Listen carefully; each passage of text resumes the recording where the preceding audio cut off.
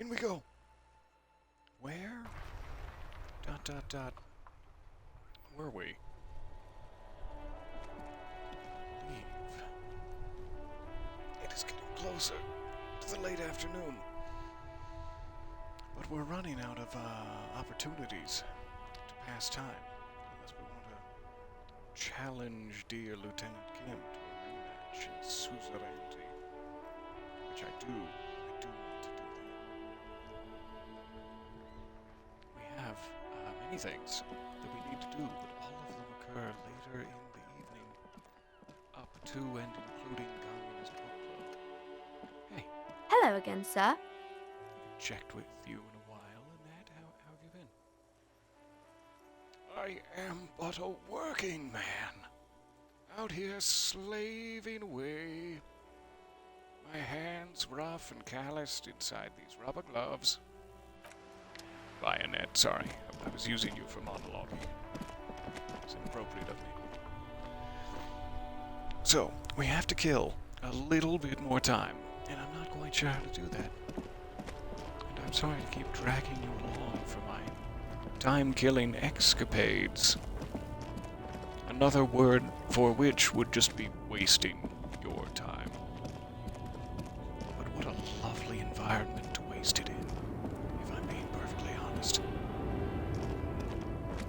I've exhausted dialogue with our dear Pale driver, though every moment spent in their company is a privilege. Check in with this guy one more time, though I run the risk of getting caught on the infinite staircase. Hola, wandering man. How can I help you? I can't imagine I haven't asked him this before, but please, go We're ahead. negotiating our share. Your share? Aye. Wait, so not wages or pensions or... And how large a share would you like? In the key lime pie of life, where exactly are you slicing? Oh, okay, economy stuff. I get it. I want to talk about something else. Not wages or pensions or... This stuff. They already covered. Oh, well, shouldn't you be grateful? I'm glad you have that. These all seem a little dismissive after the fact. But you got benefits? It's not enough. Not enough to get ahead. More about keeping us in our place. How large a share would allow you to get ahead? All of it. However, right now we want all the harbor workers to be on the company's board, so they could take part in the decision-making process. Wait a moment, are you a communist? The boss man, Everard. What can you tell me about him? Let's start here. I think it's best you make up your own mind now that you've met him. In my eyes, he is a capable organizer and a decent businessman. A decent businessman. It's a very, very subtle distinction from being a decent man. How does bossing the union, or even what, does bossing the union entail? I guess you kind of get to be the village chief. He oversees the harbor, makes deals with the owners or other relevant parties, watches out for his own. Watches out for his own, does he? I see. By that, you mean corruption? By heavens, why would he not be corrupt? We live in a harsh and disordered world, see? And in this world, the old man is corrupt for our benefit, and we know it. Appreciate it even. He is, personally, not too lavish. Desk seemed pretty lavish to me. He is reasonably lavish, sure. That's his prerogative. It's not like you want a saintly demeanor on a corrupt motherfucker. That would be a manipulative illusion. Fair point. Besides, there are no non-corrupt systems in the world anyway. And moralism is the most corrupt of them all.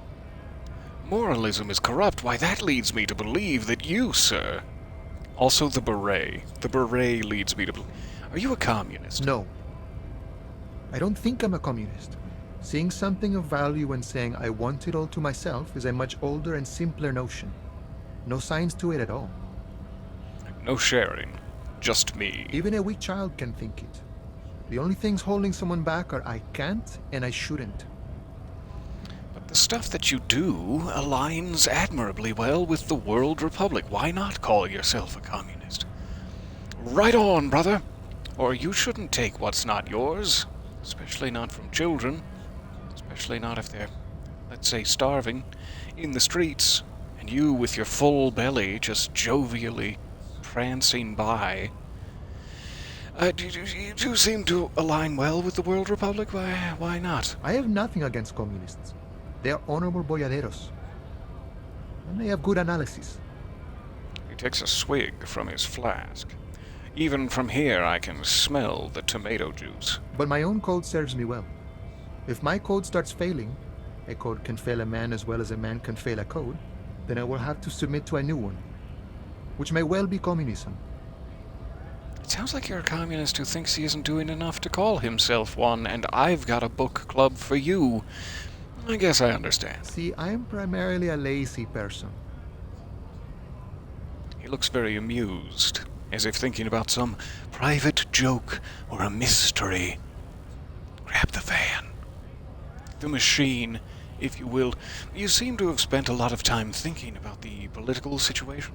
Sure, I've had the necessary free time. Fortunately, there's always time. The look in his brown eyes conjures up an understanding.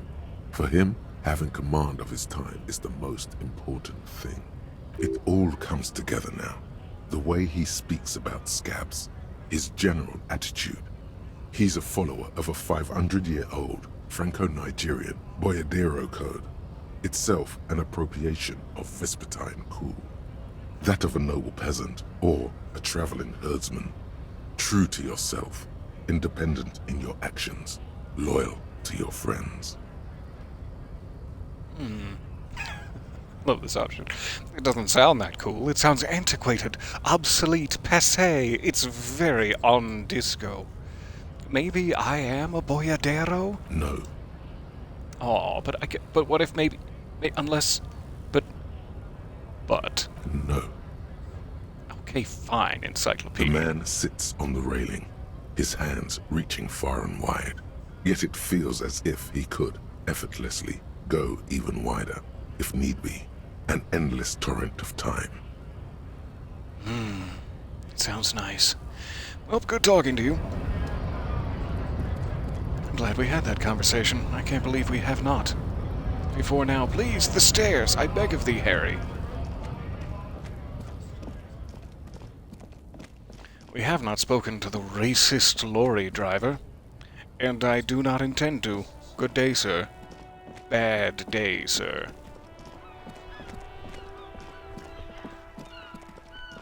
I'm trying to think of anyone else who could have new dialogue scattered amongst their beautiful little human brains. I feel like we've probably gotten everything we can out of Cindy. In a dialogue sense, I don't mean to be suggesting that we've abused her time or skills in any way, though I have taken a lot of artistic license from her inspiration. Let's go back and speak with her. Also, dear woman, Give me a moment. dear cleaning lady, nothing new.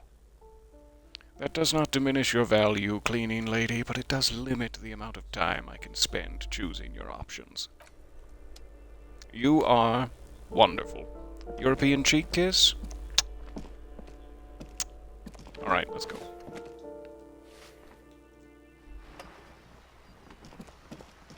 Cindy. Hello again, officers. Have you come to admire my mural? I always do.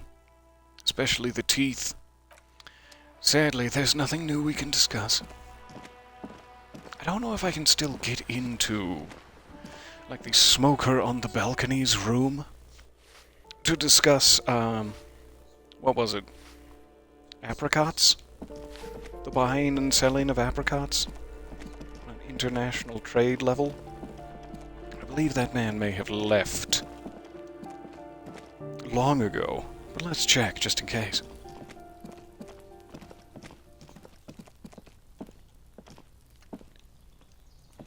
This door is made of metal and appears to be reinforced.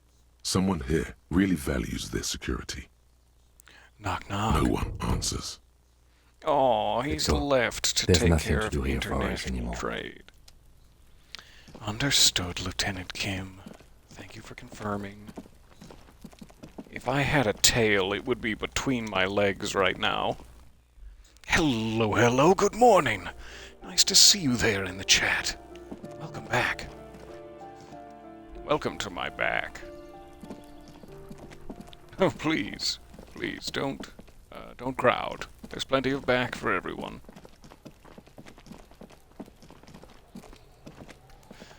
Kunoes. Trying to sneak up on me again? Trying to snuff me out? Get away, pig! No dialogue there. Fair enough.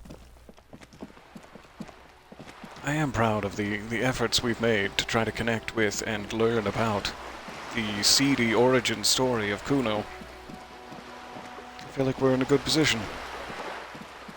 Whereas, in our first couple of conversations with him, we were not in a good position. There's so many barriers. Everywhere I go in the world, barriers. It hurts my feelings. So it kind of feels like this side of town is fairly well discussed. I am disgusted by this side of town.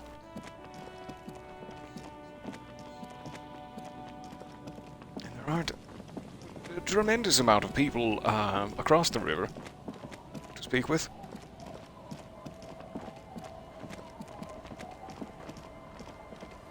So we may be in rematch territory if we can't find anything else new. We're definitely not going to inappropriately hit on Liliane. And we may just have to spend time getting our ass handed to us on a silver platter by Lieutenant Kim. Tequila sunset. Oh, hey. Have you got any more stories for me? I do. But as you can see, my fuel tank is running quite low. If you catch my drift. He spins the bottle in his hand. Not a single drop of liquid remains. Did you lick the inside of the bottle with some sort of anteater tongue? How is it so dry? Physics would demand a few drops remain, and yet... Okay, I've got some Commodore Red. I already gave you some. I don't want to keep doing that. Don't do it now. I mean, you can have my Commodore Red. That's fine. Classy. Thank you. He snatches the bottle and immediately thrusts his anteater tongue deep inside the neck. It's very sensual. The tale I'm about to tell you is an urban legend particular to Martinez. That said, I first heard it from a former bicycle courier in Koran. He lifts the bottle to his lips and takes a long, luxuriant sip. There are many variations on the basic story, and the details often conflict. What everyone agrees on is that nobody knows the exact nature or identity of the phenomenon. Do go on. Do go phenomenon and on. Are you telling the story of the headless... Shut the fuck up, Rosemary. He just wanted to be part of the conversation. Summer of 44. 17-year-old Gertrude Hett is walking home from a late shift at the harbor. It's almost midnight.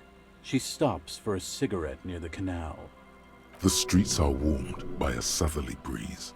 The lights of a passing motor carriage bloom and fade in the distance.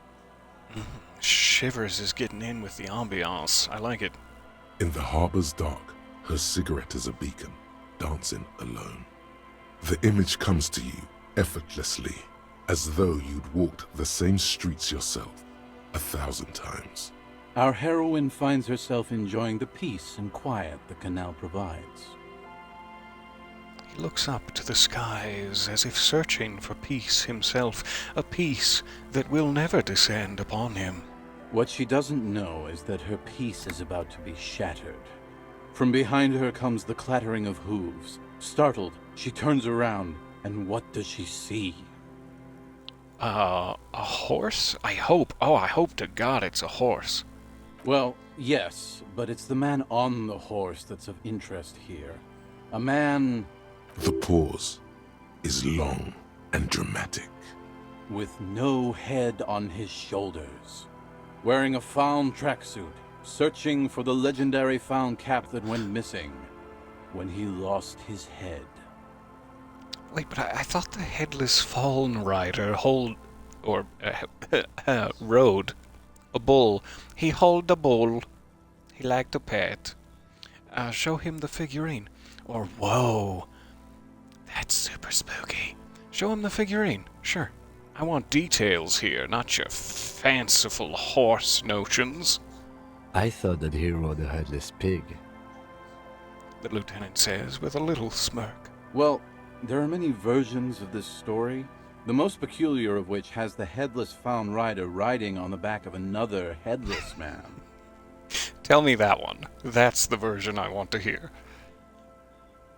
That sounds pretty implausible, but do go on. I don't mean to dampen your spirits.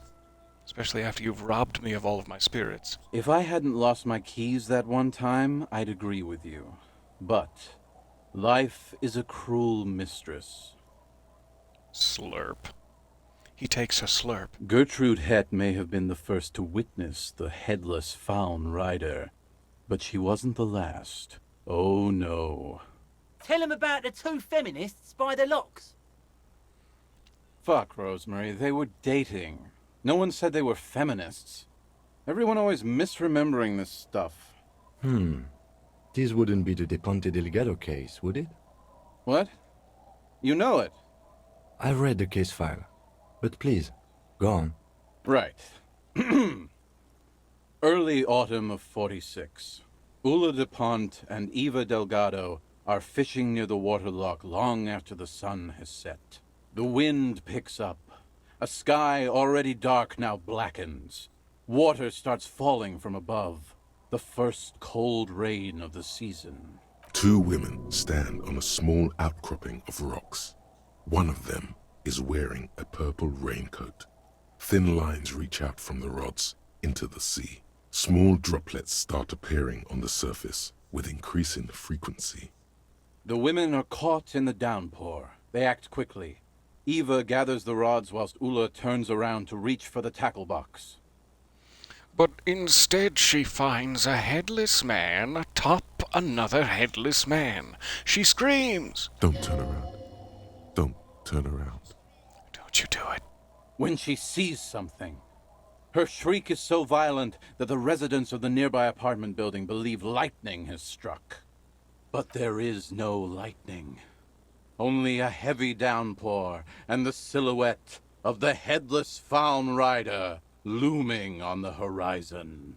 Ula makes a run for the shore, but Eva slips on a wet rock and disappears into the cold, cold canal with nary a sound. Her body is never recovered. Oh no.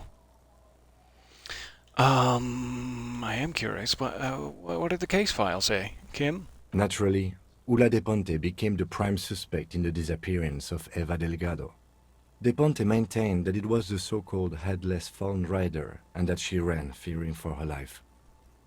He adjusts his glasses. During the investigation, it became apparent that there was a love triangle, the third party being some small-time businessman. I don't remember the exact details. The leading theory was that an argument broke out on the jetty and De Ponte pushed Delgado into the canal, then cooked up this stupid cover story. But did you even look for, headless fingerprints at the scene? Did you dust? Was she arrested? No. She committed suicide before she could be taken into custody. They found her in the bathroom with a rifle, her face slowly peeling off the ceiling. Ooh. You said that very calmly for the content. Cool. I'm sorry to hear that. Not a pretty scene. Man, that's some grisly detail. Oh well. Here's to another case closed. He takes a hearty swig from the bottle that you provided him, thus contributing to his ongoing doom spiral. Anyway, that's the story of the headless found rider.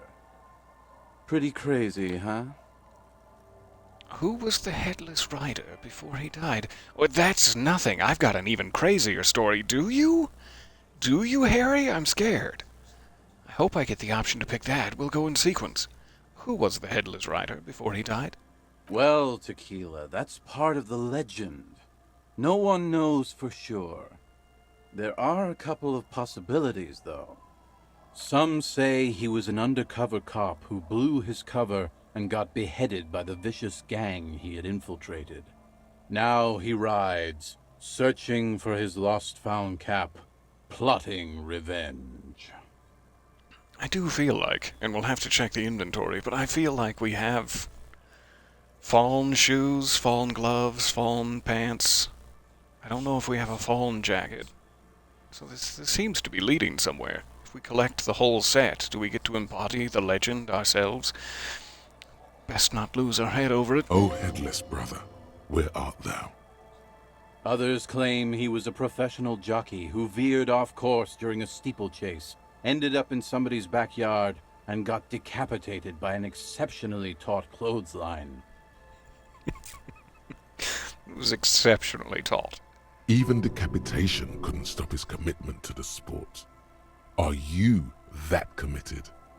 You quiet down, physical instrument. You know that I'm not. Personally, I think he was just some guy who hanged himself from a really tall tree, and the fall was so violent that his head came clean off. Coincidentally, at that exact moment, a horse happened to pass under him, and his beheaded corpse mounted it, where it remains to this day. But then, no one really knows. I mean, it's a solid theory. It's a bit of a stretch, a bit of a coincidence. But I like it. The exact sound his body made as it fell upon the horse in that moment, aligned by the universe, was also coinky-dink.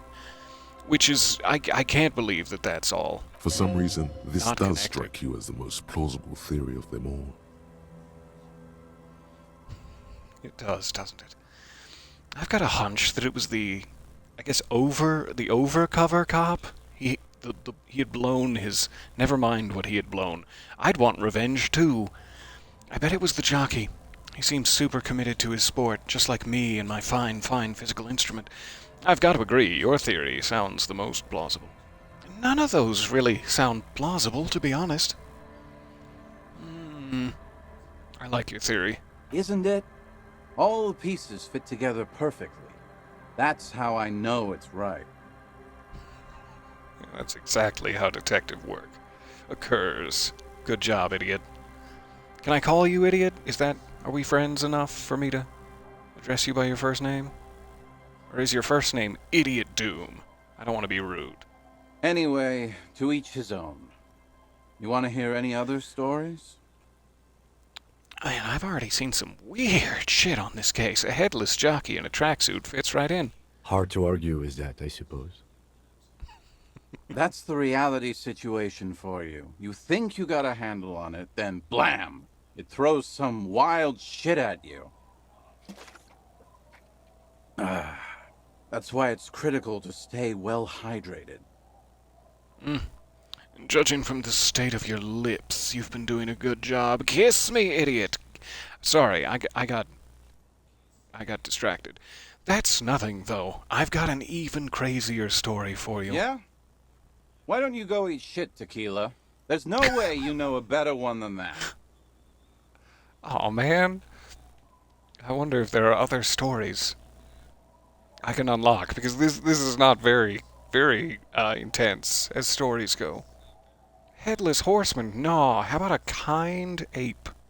He's so kind and green.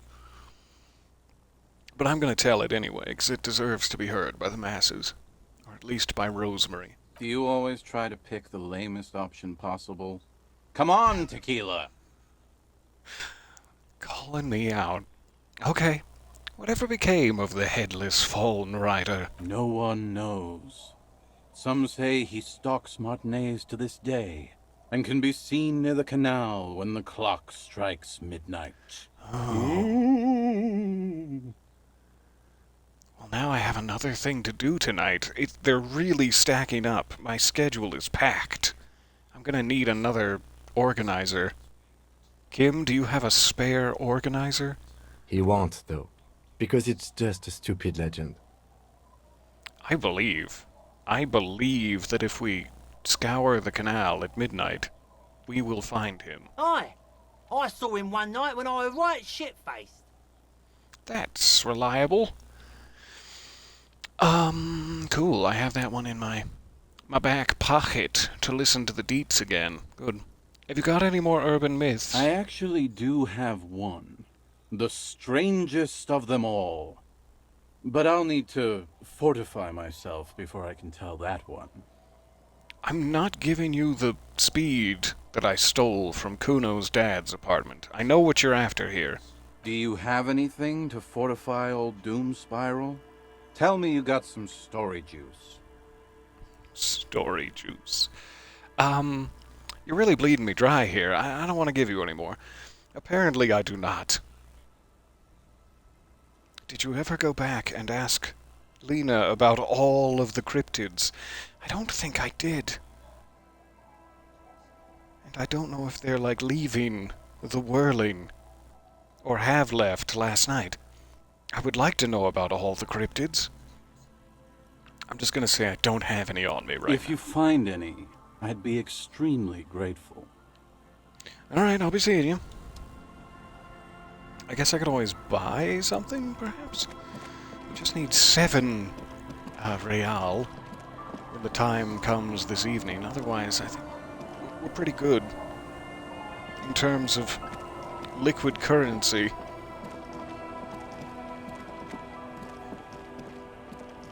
Stop staring at my assets, Kim. It's not going to give you any more liquid currency. Definitely can't inspect anything else in my crash site. Fair enough. Alright, so let's race across. You know, I could have fast traveled from the fishing village, but we're already here. It's fine. I'll race across and see what I can buy at Freet. Because I need that story. Perhaps the final story. Hello, hello, and thank you for the subscription. My goodness. My cheeks are red with shame at how much money I've stolen from you. But that is so kind. And nice to see you again, Master Sergeant. Hey, do you have any, thick Is this about the questions alcohols? again? Because I don't really know anything. I'm looking for thick alcohols. A colourful display of cigarettes and Real alcohol bottles syrupy. line the shop wall. Again, I'm obliged to inform you that both alcohol and cigarettes damage your health. Thank you. I appreciate that.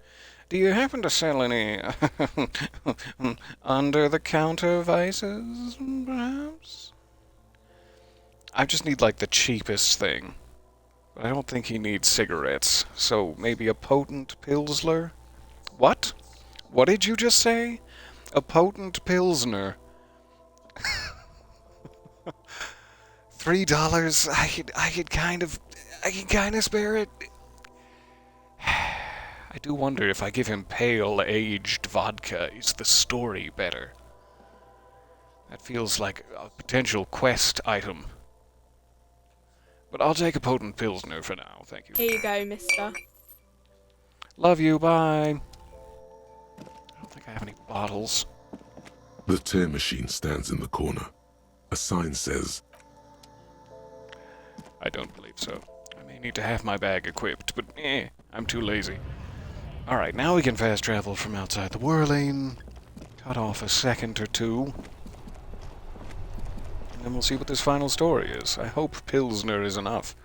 Yeah, I'll quick save it. Not what I intended to press, but thank you. The Fisherman's Shacks, where we'll eat the fisherman's snacks. What are these? They're so crunchy. Fish hooks? Why? Why did you offer me a bowl of fish hooks? Tequila Sunset. Hey, I found another batch of alcohol. Can you tell me that third story? Of course. Drink first, story later. The quality of it has decreased since last time by about $2. I hope that's not a problem for you. Not much, but it will do.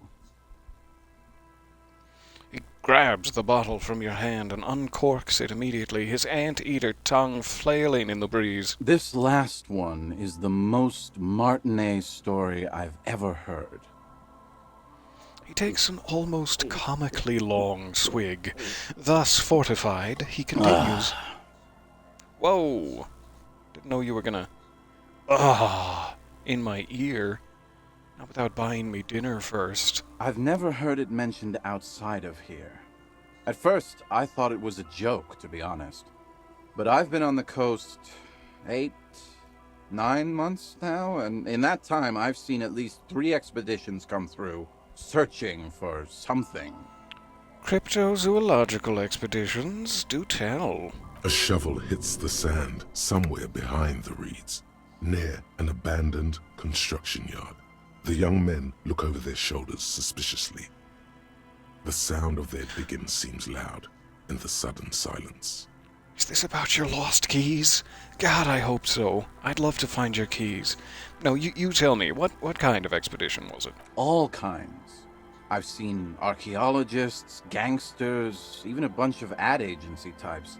I'm telling you, Tequila, this thing's got a pull on certain kinds of people. I am more interested in the thing itself, but what certain kind of people do you mean? You know, obsessive types. People with predilections. What exactly are they after here? Some of those expeditions come back after a week or so, looking haggard and dejected. Others don't return at all. The ad agency types, I hope? I mean, who's gonna miss them? Oh, that's harsh. But true. The first time I saw one of these expeditions, I thought they were fucking with me. There was no way it could be true. It was just too high concept, even for me. I'm not even sure I should be telling you this story, to be perfectly honest. You're in a fragile state, and it might be too much for you to handle. Usually when they say something like that, it is going to damage my morale and or health quite severely, but I can handle it. I'm not gonna waste my $3 for nothing. Okay, fine, I'll tell you. But I'm warning you, it's pretty out there. Our story begins at a legendary design studio, right here in Martinez. There was this designer. His exact name is lost to history, but in life, he was a legend. Made it big in Aranya, where he did some real pioneering work on grotesque and sans serif typography. A fucking genius, man. Alright, continue. Sorry, I've collected myself. That is, if he even existed. Who knows? It's an urban legend, after all. Anyway, sometime later he started his own personal studio here in Martinez. And that's when he started working on some really wild stuff. I'm talking some glass-smooth, forward-looking design language, the kind of thing that would totally overthrow the old regime, design-wise. A revolution of sorts? A paradigm-shattering revolutionary? Yeah, thanks, conceptualization. You're right there with me. But then, something turned. You see, it's widely known that nose candy and pioneer graphic design work go hand in hand. Nose candy? Never heard of it. So what happened to him? You've got to understand, the work this guy was doing was so high concept that regular amounts of cocaine just weren't cutting it. By the end, they were bringing it in by the lorry load. Now, as you might imagine, snorting that much cocaine can't be healthy for a regular human, right? If I'm any indication, no. No, it cannot. Right. Wrong. It's super healthy. Your brain tells you so. And when has your own brain ever lied to you? Yeah. No, electrochemistry has a point. When has my own brain ever lied to me? Hey, Tequila, pay attention. The story goes that one day he was balls deep in work on what he thought would be his pièce de résistance.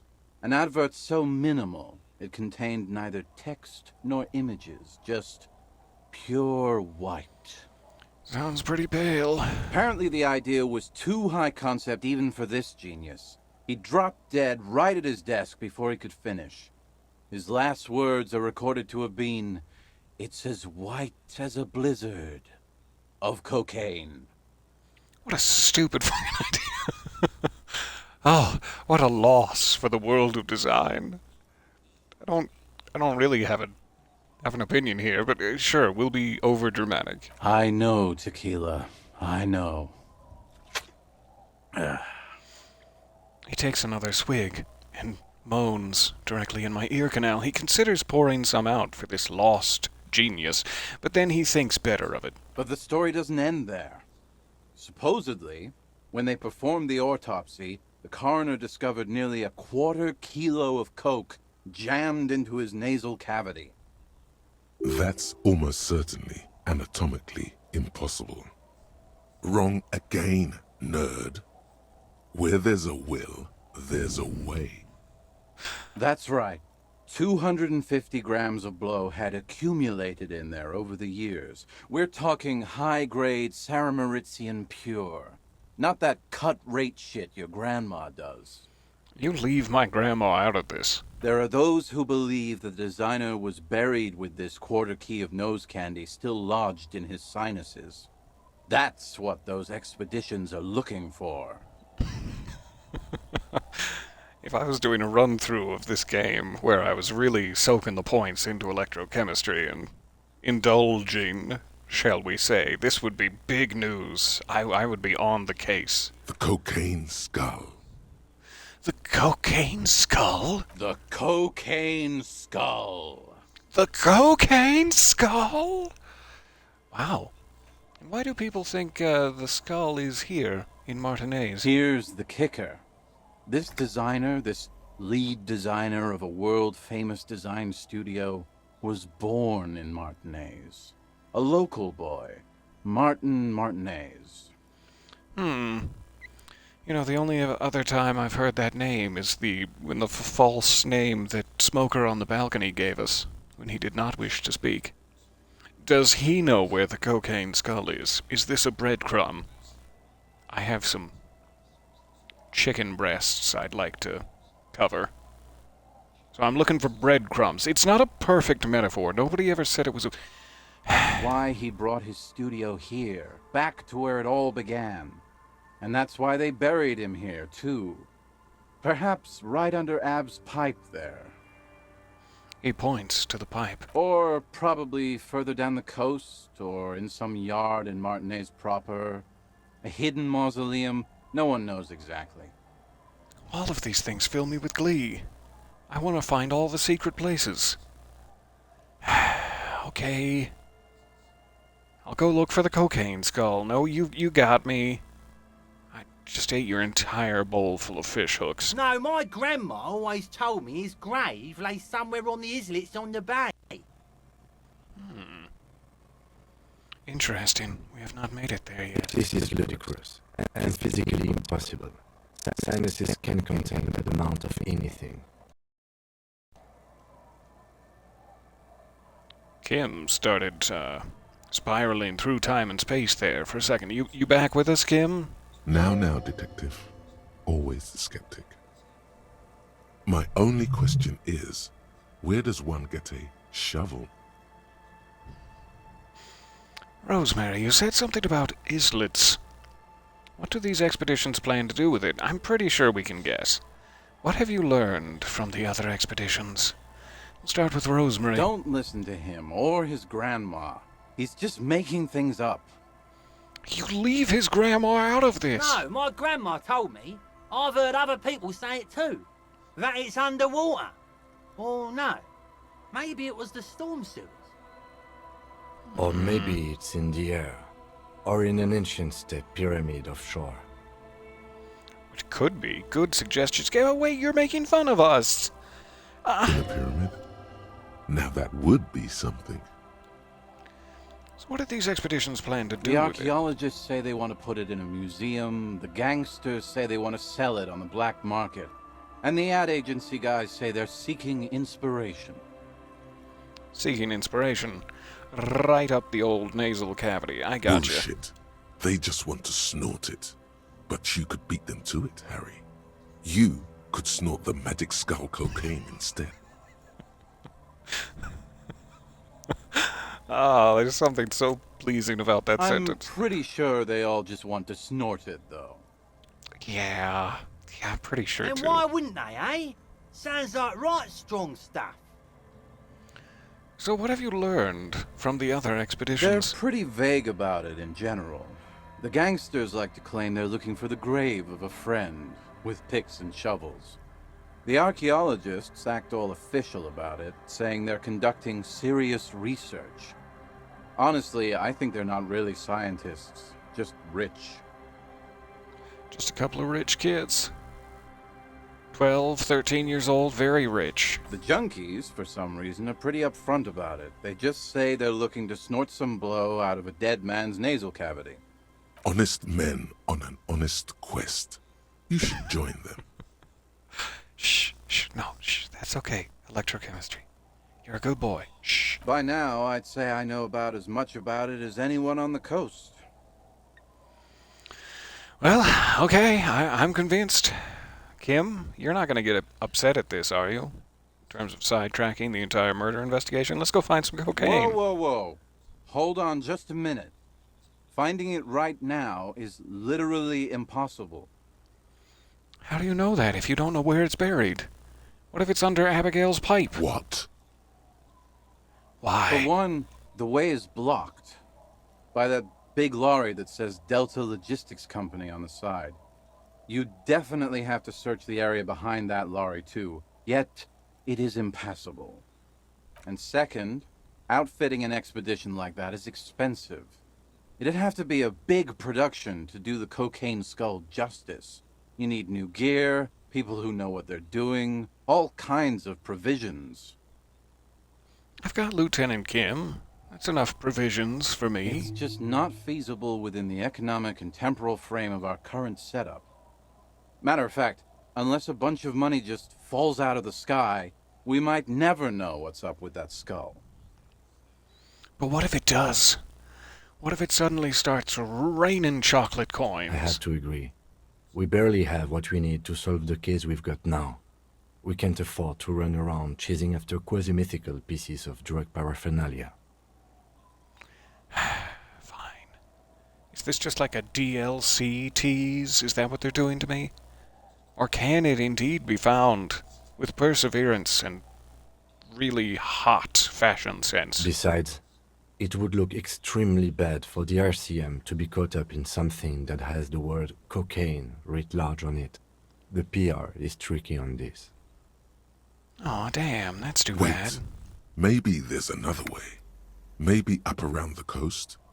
Don't give up now. I'll never give up electrochemistry. Yeah, well, that's the reality situation for you. Who knows, though? Maybe someday we'll get our chance. All right, I'll be seeing you. Story time with Idiot Doom Spiral did take another chunk off of our timer, which I appreciate. So, he mentioned a massive truck in the way. Is that like part of the traffic jam? I'm trying to remember if we've seen a logistics truck anywhere else. And electrochemistry is positive that it's up around the coast somewhere. Both the cocaine skull quest and this bunker door share a certain "you'll never find out the secrets behind my blouse" sort of vibe. Which makes me think that it's definitely in the bunker, which is impossible to access.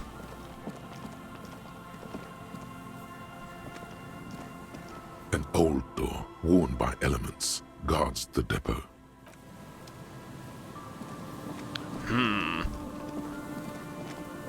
I don't recall having seen a truck anywhere around here on this side of the coast.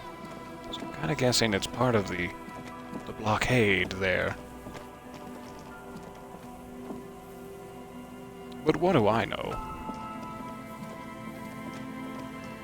I'm asking, Kim, what do I know? I've forgotten again. I have more amnesia than ever before.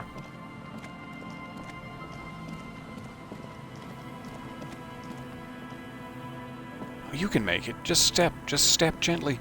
Step gently over the... You can... Fine, we'll go around.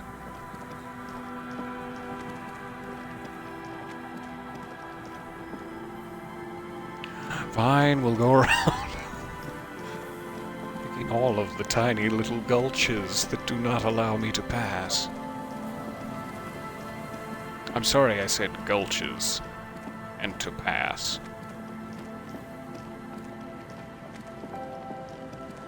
Alright, we can fast travel from the church. Let's go check the blockade. Out of sheer electrochemical curiosity.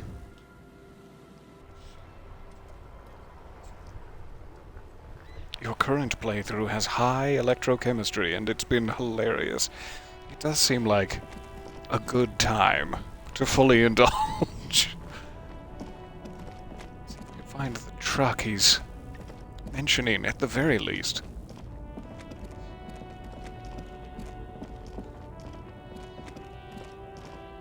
Aha!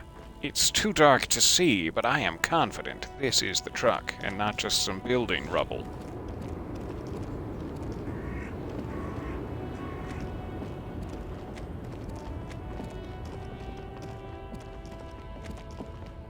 None of those are jumping out at me.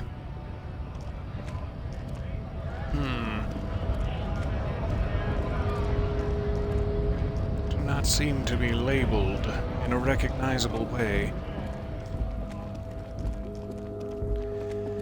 I'm trying to think if we've seen any other parked trucks. Maybe down here by, like, the pawn shop? Give it a quick peek.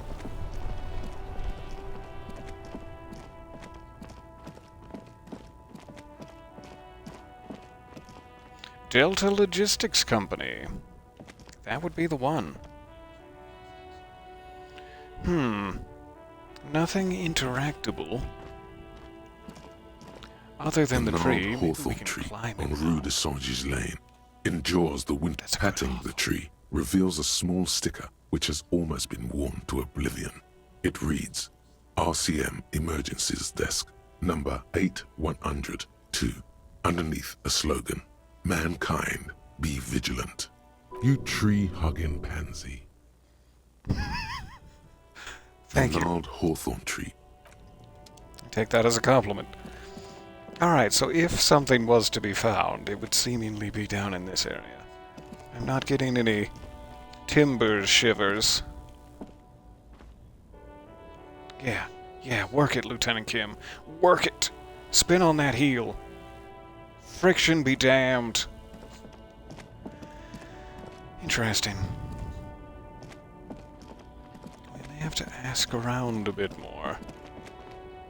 I'm not sure why electrochemistry thinks that the answer is up around the coast.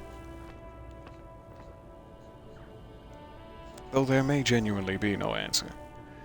You're real close. Can I ask you some see questions about the Assassinaris, cocaine the skull? name, seal. Happy shopping, officer. Everything's cool here. What's so cool? Everything's cool. The goods are cool. The customers are cool. The place is cool. And one more thing, officer. Yeah? From out on the bay, a cool wind gathers. It sweeps into the city, tugging at the textiles hanging around the stand. Some distance away, the sound of a tin can clattering across the street can be heard. You're very cool. Bang, bang, bang, bang.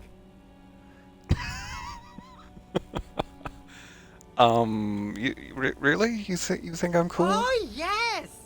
You got style. You got personal style. You know what you like.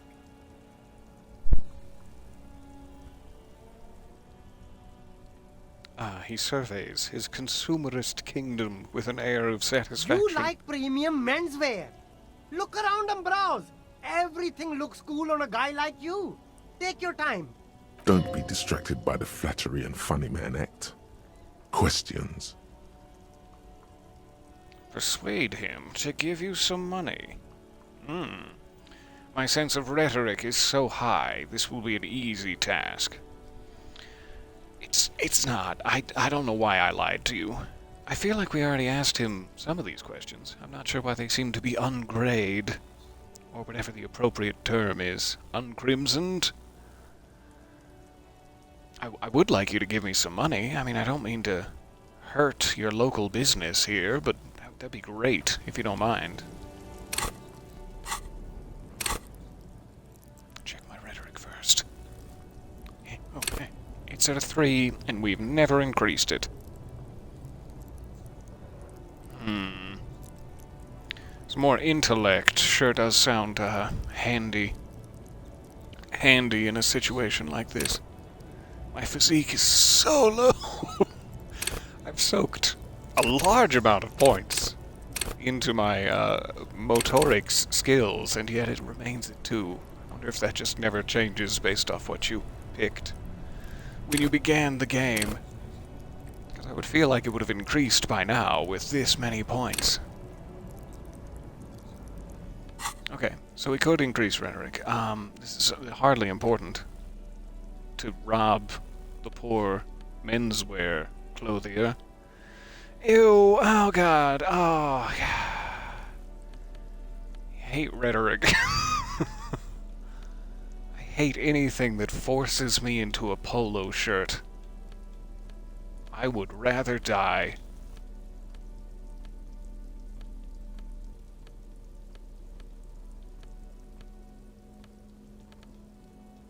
But that is it, in terms of, I have the fallen windbreaker. So if indeed there is a fallen cap floating around out there, then I would have the whole set. I just have to find it. Is this it? Have I always had the cap? Should I wear the whole set and return to Idiot Doom Spiral?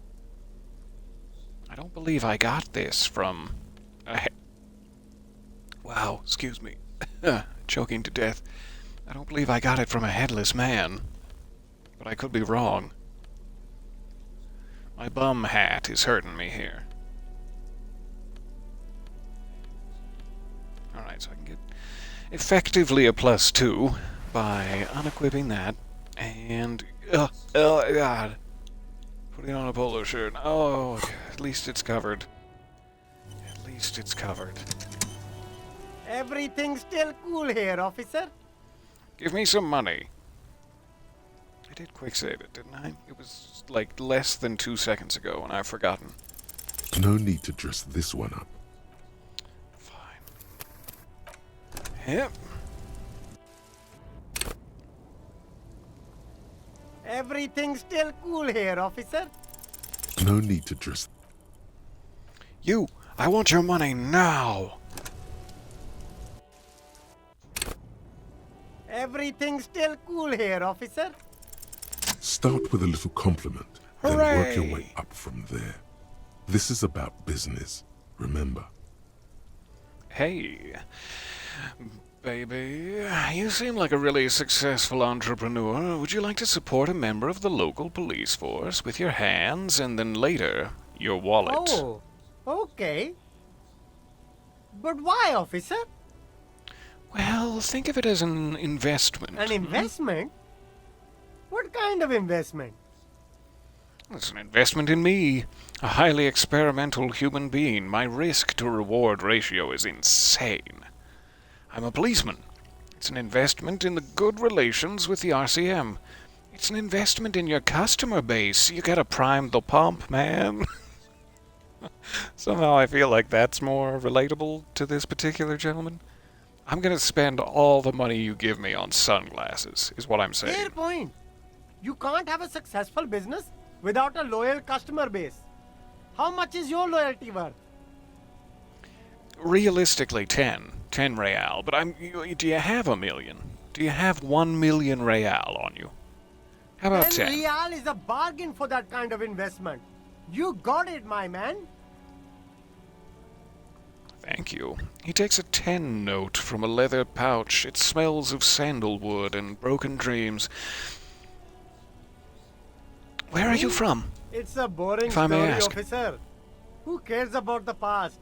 I'm all business now. All Revachol. Okay. All Revachol. I can honor that. Better not to mention it. Sounds good. Very cool. I like your style, officer. I was just making conversation, but then I remembered I'm a cop, and that puts a distasteful spin on it. So I'll leave you to it. Thanks for the tenor. Really appreciate you. How do I get back at Kim? Boost me, Kim. I beg of you. Boost my ass. Put both of your hands on my ass and boost me. I did promise him I was going to buy some sunglasses. I should be a man Shine on of these my sunglasses lasts a lifetime, officer. 100% guaranteed. Now I'll have made $7 pure profit. A man who knows his style. Much respect. Thank you. I love you so much it hurts sometimes when I'm alone at night. In my bed, pantsless, thinking of you.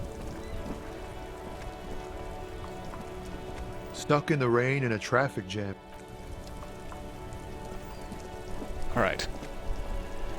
So no solid leads on the cocaine skull. I do wonder if Martin Martinez, quote-unquote, might have any details? Hi again, gendarme. Seemingly not. Bye-bye, gendarme. Goodbye for now. Sweet summer child. How you doing, Gart? Wow. That really... It's safe to say this is about your karaoke performance. I feel like we already went through this. Maybe it just replays every time we talk to him from now on, or maybe I quick-loaded it in an act of cowardice and forgot to come back and talk to him again. Yeah, no, I didn't suck up there. It was emotionally moving, and you're wrong. The critics are wrong.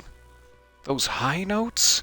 I purposefully shredded them to convey a strained, worn-out sadness. This is definitely what we picked last time, and we're going again. I get it. You were purposefully shit. So original. Thank you, Guard. I appreciate your understanding, and you're definitely not being sarcastic. Quickly run up to the roof. I could have just taken the elevator, made this a little quicker. Fewer doors and stairs to interact with that way. But I'm here now, it's fine.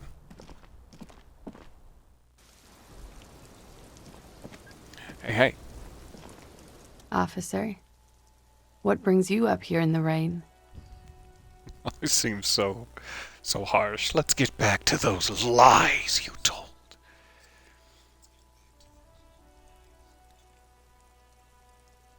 I don't think we have anything else to discuss with her for now. We definitely went down this path before, too, so I'm not sure why it is unchosen in a UI sense, but I think we're fine.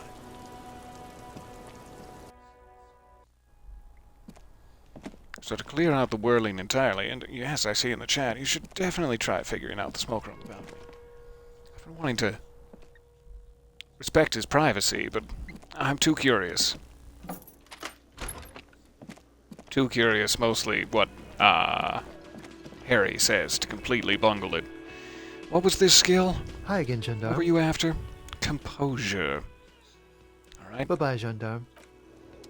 I'm gonna wear my most composed ballet tights. Where have I put my ballet tights?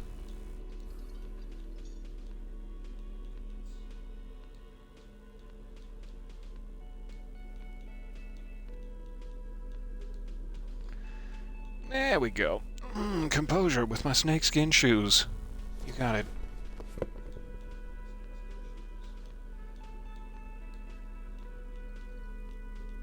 And my regular black jeans. I like these sunglasses. Sub-insulindic rendezvous. +1 for a sea monster's soul. Alright, anything limiting me? No, should be good. Ew, ew! Oh, God, I'd rather go shirtless. I'd rather have naught but my chest hairs to protect me from the elements.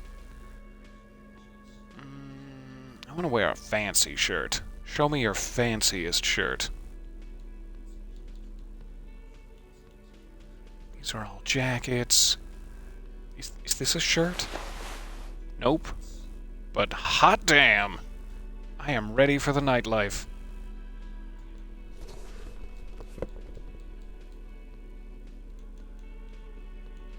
So I guess I don't have very many shirts. We'll do this one. I'll at least be logical.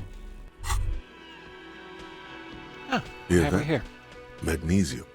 That's what you're lacking. The lack of magnesium has you slouched. So there is a lack of magnesium in me? Yes, and it's critical. Look at yourself. You're practically devolving into a fish due to the lack of magnesium in your bloodstream. So I need to mag it up. I need to mag it sideways. Mag it sideways? What are you talking about? You need to mag it up. You've probably had 2 heart attacks and a minor stroke already, and the only prescription is insane amounts of magnesium. One appreciate stroke? that. Don't be so modest. He's having one right now. You quiet down, Endurance. You're saying I need to become a magnesium-based life form? Yes. If you want to live, you need to evolve. You need to transcend the carbon barrier. Go to the apothecary and buy insane amounts of magnesium. It will reverse the damage to your circulatory system. You promise? It's not just gonna blow right through me like a bag of trail mix? You promise it's gonna help? Dave! Nice to see you. Welcome, welcome. Yes, the snakeskin shoes, thank you. Alright, we're quick saving it here. Let's see what our percentages are at. With my shoes. 42%, here we are. The old triple try. It's the sports. It's gonna succeed on number 2. Thanks to that trail mix, if you know what I'm saying. What the hell am I saying? Hi again, Gendarme. Do you know? It's the sports. He's a sports guy. I was wrong. I was wrong, and that shames me. But it Hi won't again, be the last Gendarme. time. It's the sports. Alright then, it's definitely number 4.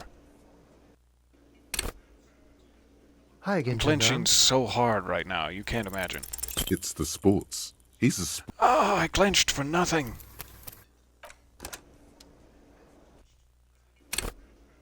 Hi again, Gendarme.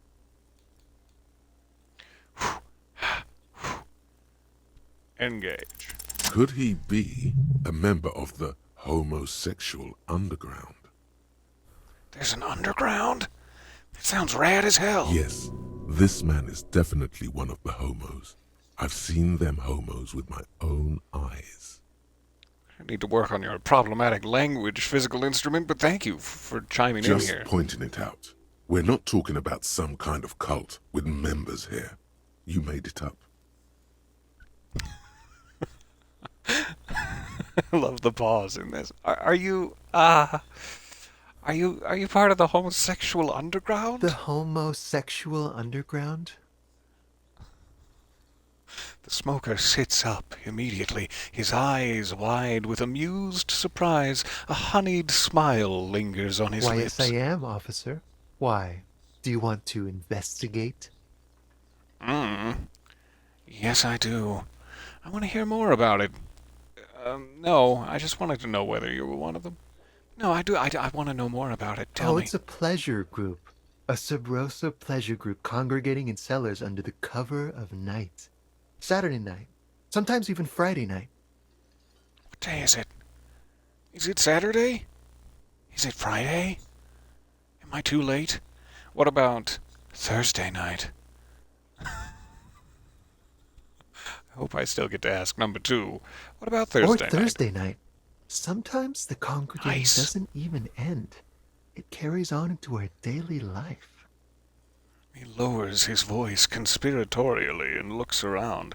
But, what do you do? Oh, we're ambitious. We want to destroy the last vestiges of meaning, the last things people in Revachol have to hold on to, the true symbols of security. The meaning of man and woman, mother and father, their marriage. Everything will be constantly shifting and moving under our rule. The future will belong to a circus of identities just spinning around, surreal and unreal. You won't even know who you are anymore. Sounds hot. Does it have anything to do with disco? Yes, we listen to a lot of disco. Some say we engineered disco to spread our vision of a vertiginous, ever-changing society, where all there is a razzle-dazzle of gold. It stuns my eyes. Hit me with the glitter powder. We are going to change the family unit with all this razzmatazz and finger dancing. And with mysteries. Of course, the mysteries are also of sexual nature, very esoteric. Very sexually esoteric in nature. I do like disco. Maybe I should get into it. You can't just get into it. You have to be born into it. One is either already in the homosexual movement or forever excluded from it. But that sounds somewhat limiting. Could I just slip in for a minute and then what if I can't remember whether I'm in or not? What if I can't remember anything about my life aside from the fact that I love disco? Beautiful. Beautiful. That's exactly what we're looking for. Who knows, maybe you were homosexual in the past. Maybe all of that has been repressed. He circles his hands around you, and I'm not going to tell him to stop. I have to say that you do look like someone who might be part of the underground. You have that very distinctive, I can't understand what's going on here look. It's kind of a compliment, right? It's kind of a compliment. This is going to be like a 20-hour mind project for me. Yeah, 20 hours at least. Get out the thought cabinet. Yeah, I'll get out the thought cabinet. Absolutely wonderful. Alright, thanks. Didn't mean to violate your barriers of privacy. You were very kind in speaking with me about A man like you can figure out his sexuality in a working day. It won't be 20 hours unless you want to enter the heightened realms of the phantasme erotique afterwards. It may be 20 hours or more, but that would be on your own time. So what we're saying here is that it's gonna be 20 hours or more. Because I will not leave this earthly plane without accessing the phantasme erotique. Bye-bye, gendarme. Goodbye. Alright, thanks, Kim. Thanks for hanging out with me. Another skill check down through the power of vicious cheating. It is almost 1700 hours. We may as well check with the novelty dice maker, though I think we've got like 2 or 3 more hours. An old East Delta Don't use it. Commerce Center. I just wanted to go This inside. must- But even this isn't the right way. I'm gonna go around into the bookstore. I have to navigate all that junk in the basement. Not to mention my trunk. I'll just go this way.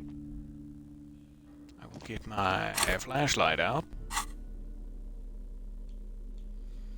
If I had any more thought cabinet space, I would absolutely be equipping the homosexual underground for further thought. I think I am all full up, so I'd have to lose something at the cost of one of my skill points, and I will never stop rigorously self-critiquing me. But we got a couple recently, didn't we? Magnesium-based life form, that's the other one I'm thinking of. -1 to shivers, I couldn't stand it. I need my shivers. It is generally understood that human beings are carbon-based organisms, fusing little carbon tubes together to form complex, mushy structures capable of thought, love, and locomotion. It is also known that these structures sometimes like to take the edge off by consuming ethanol, amphetamine, etc. In such cases, it is important to supplement your body with magnesium. Tired? Mag it. Down? Mag time. Liver damage? Maximum mag. Some people say magnesium doesn't really do anything and you just need to quit. What do we tell them? I guess to fuck off? Or, I don't know. Actual art degree.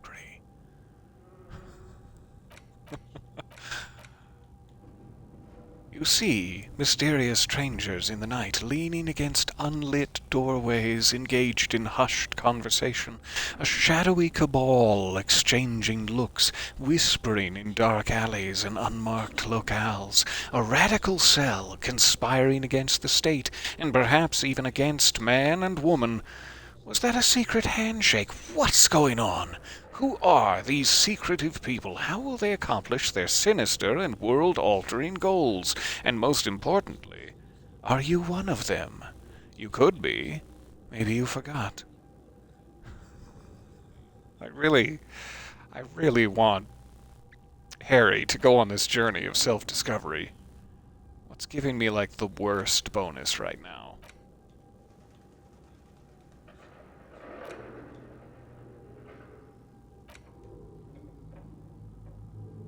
Losing authority and visual calculus for Mazovian socioeconomics.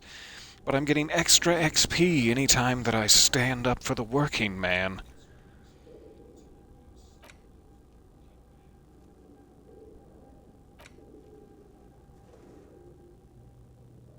I don't really know if I need this one anymore. Have we, passed the point where information in our own brain about Arno van Eyck will become important? I do like compressing my shit. So, yeah, I'll forget Arno van Eyck.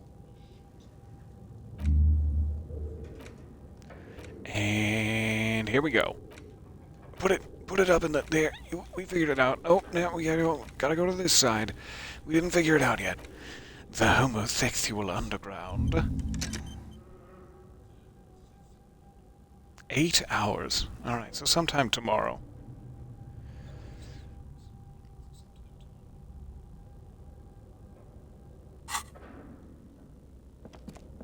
In the meantime, onward!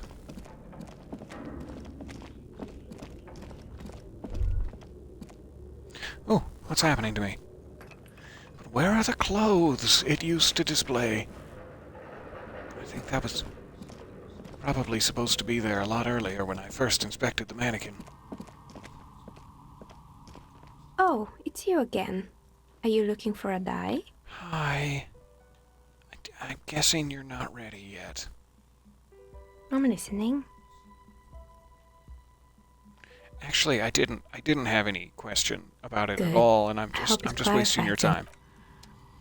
Thank you. All right, so maybe another 2 or 3 hours. Come back for our cursed die. That way, whenever we happen to die, we will die cursed.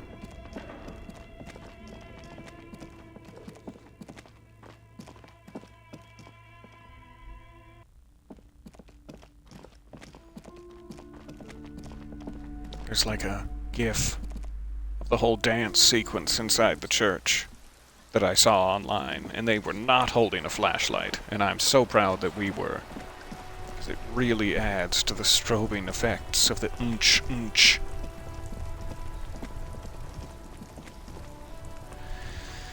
Any other skill checks in town? Check our loose map of skill checks that isn't very helpful at this point.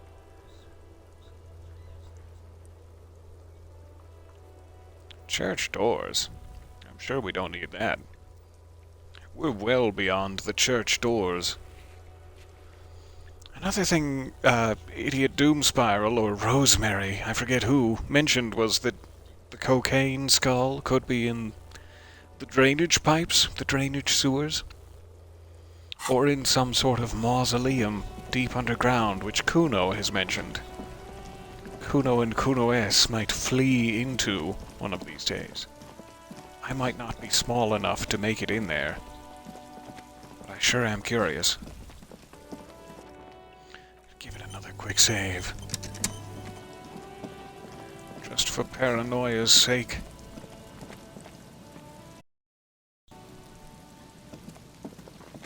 Tell if that was one quick solitary pop or not, so I've restarted it. Sorry if I popped at you. Ew, it's riddled with barnacles. Kim, lick one of them. Lick one of them, I dare you. I'll give you $7.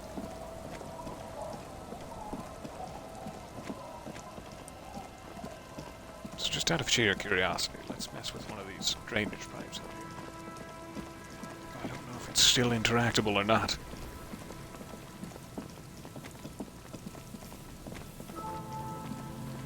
No, it's not.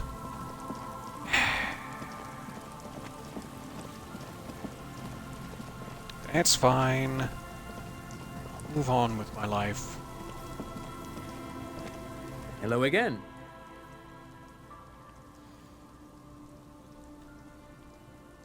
You look like someone who has money. Just this far into the game, with no real cause for money anymore. Still, just effectively diplomatic pickpocketing everyone we come across. Do you have any money? I do have some money, yes, but that's not what's really important here. He brushes it off like it's not a thing at all. Clearly he comes from wealth. No, I mean, come on. You need the money. If it's not a thing, he can give you some. Can I have some of that unimportant money, then? No, I don't want your money. I just wanted to see whether my profiling skills were working. Yeah, could I have some? Oh, no, That'd be great. I don't have it on me, officer. I was talking in more general terms. He looks uncomfortable, his left hand squeezing his son's shoulders in a clear sign that I should be asking your son for money, I guess? You seem to be indicating with your hands, like, no, leave me alone, but my son holds a lot of cash. Go ahead and frisk him. I'm just spending time with my kid here, showing him around the lesser-known parts of our hometown. It wouldn't be wise to carry huge amounts of cash on such expeditions. I'm not looking for huge amounts. I'm looking for like five real. Let's come to an agreement Not that here. He would have to worry about being robbed. He looks surprisingly buff. Does he work out? I wonder. Let's spend 20 hours thinking about it. By the way, do you work I do out? some Lomantang stick fighting now and then. Where do you keep the sticks? Are they in special pockets inside your pantaloons? Lo Mantang stick fighting is a form of martial arts originating from the island of Lo Mantang. It uses slender wooden sticks for confronting the opponent. Ah, a form of martial arts from the Isle of Lo Mantang, right? Actually, a great many cultures have their own version of stick fighting, such as the sacred Mabolo tradition of the Harley people, the name deriving from the butterfruit tree traditionally used for crafting the long, slender sticks, whereas the sticks used in other cultures... Oh, do go on. He does off as he paints you a comprehensive picture of the history of stick fighting among mankind, seasoning it with unexpected pop culture references. Man, he's good at speaking. People must love him. I love him. Yeah. But anyway, I'm boring you with details again. You were saying? I don't really remember what I was saying. I was lost in your eyes, sir. I'm not really interested in the practice. I just want to know how often you work out. Like now and then? That's like, what, once a week? I don't really want to say I'm not interested in the practice, but I do want to inquire about his bulging thighs. Okay. Thighs over rudeness. Lomantang stick fighting is a little like a Berolidan addiction. I've been practicing it for nearly 20 years now, so you could say that my doses have grown a little peculiar. Have they? I'll make sure to tell the pawn shop owner. Wait, what does this man know about pyrrolidon addiction? Hold on. Pyrrolidon addiction. What an interesting metaphor. Study his face. Closer, closer, and then wait for him to make the first move. Or perhaps it was not a metaphor at all. You got me, Detective. But my history should hardly come as a surprise. Dad's fighting with sticks every night after dinner for 4 hours. He has a special room for that and a special costume. Ooh. Well, this took a turn. I don't mean to be rude. I know I've already asked a lot of you. Can I see the special costume? Would that be cool? That's right, Mikhail. It also has a meditative quality. Helps to clear my head. But anyway. What a fascinating gentleman and young sailor boy we have here. Thank you. I guess I don't get your money, but that's fine. That's fine. I'm devastated, secretly. But don't make a big deal out of it in front of him. I want him to think we didn't really care if we got the money. But secretly, I am devastated. I was really counting on that money. To come back here once it gets dark. 1700 hours. I believe it might be like 8 p.m. before we can get the cursed dye, but it may have been a little earlier than that. I thought it was 8 hours, and we asked at like 9, 10 in the morning. So any time now, really.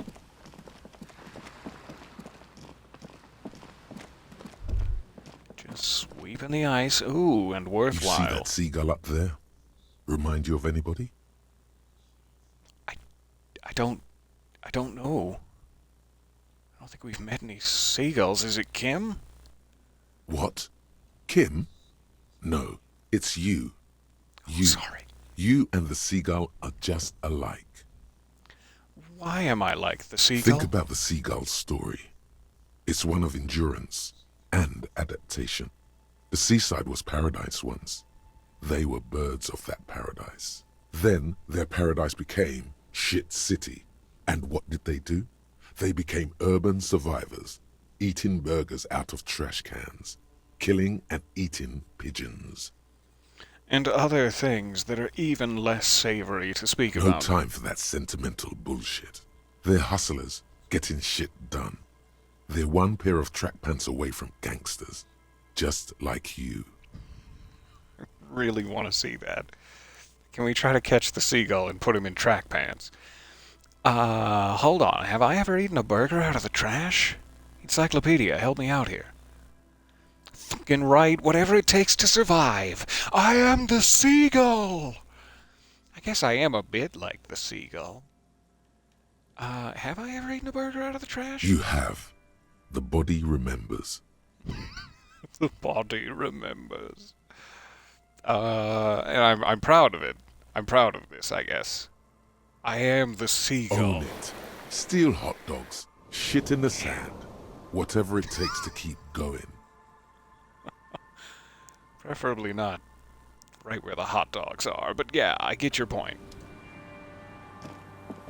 What a nice thought I've had. I feel healed by this.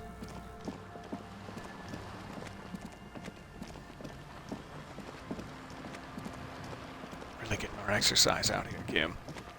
It must be Joyce's boat sails. But it does seem curious. Curiously high.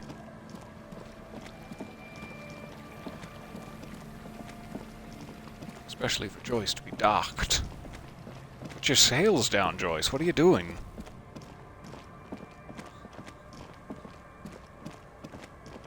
I don't think there are any other boats that size in the fishing village. It's definitely Joyce. Good, good. Alright, while we can fast travel here in the village, let us go... I don't know. I can't really bring Kim in here, can I? He always waits outside. Let's gonna say, if I could bring him in here, we could play board games. In the calm, cozy quiet. We may just have to play out in the breeze. Because I just need to kill some more time. Going to quick save it, in case I kill way too much time by this endeavor.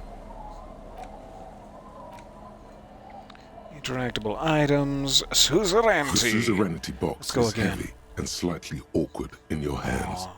You give it a light Only shake play and once. feel the pieces shift around inside. And that's probably fair.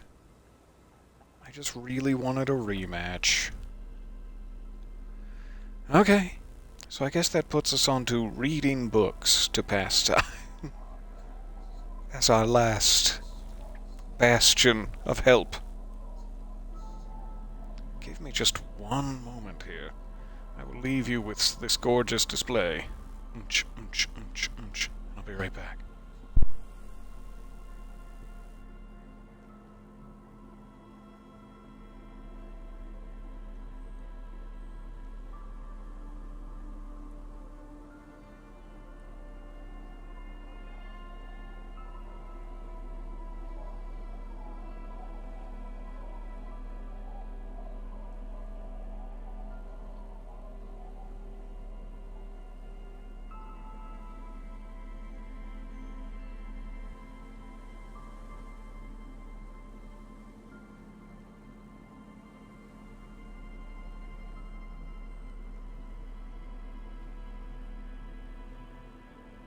Alright, so sorry.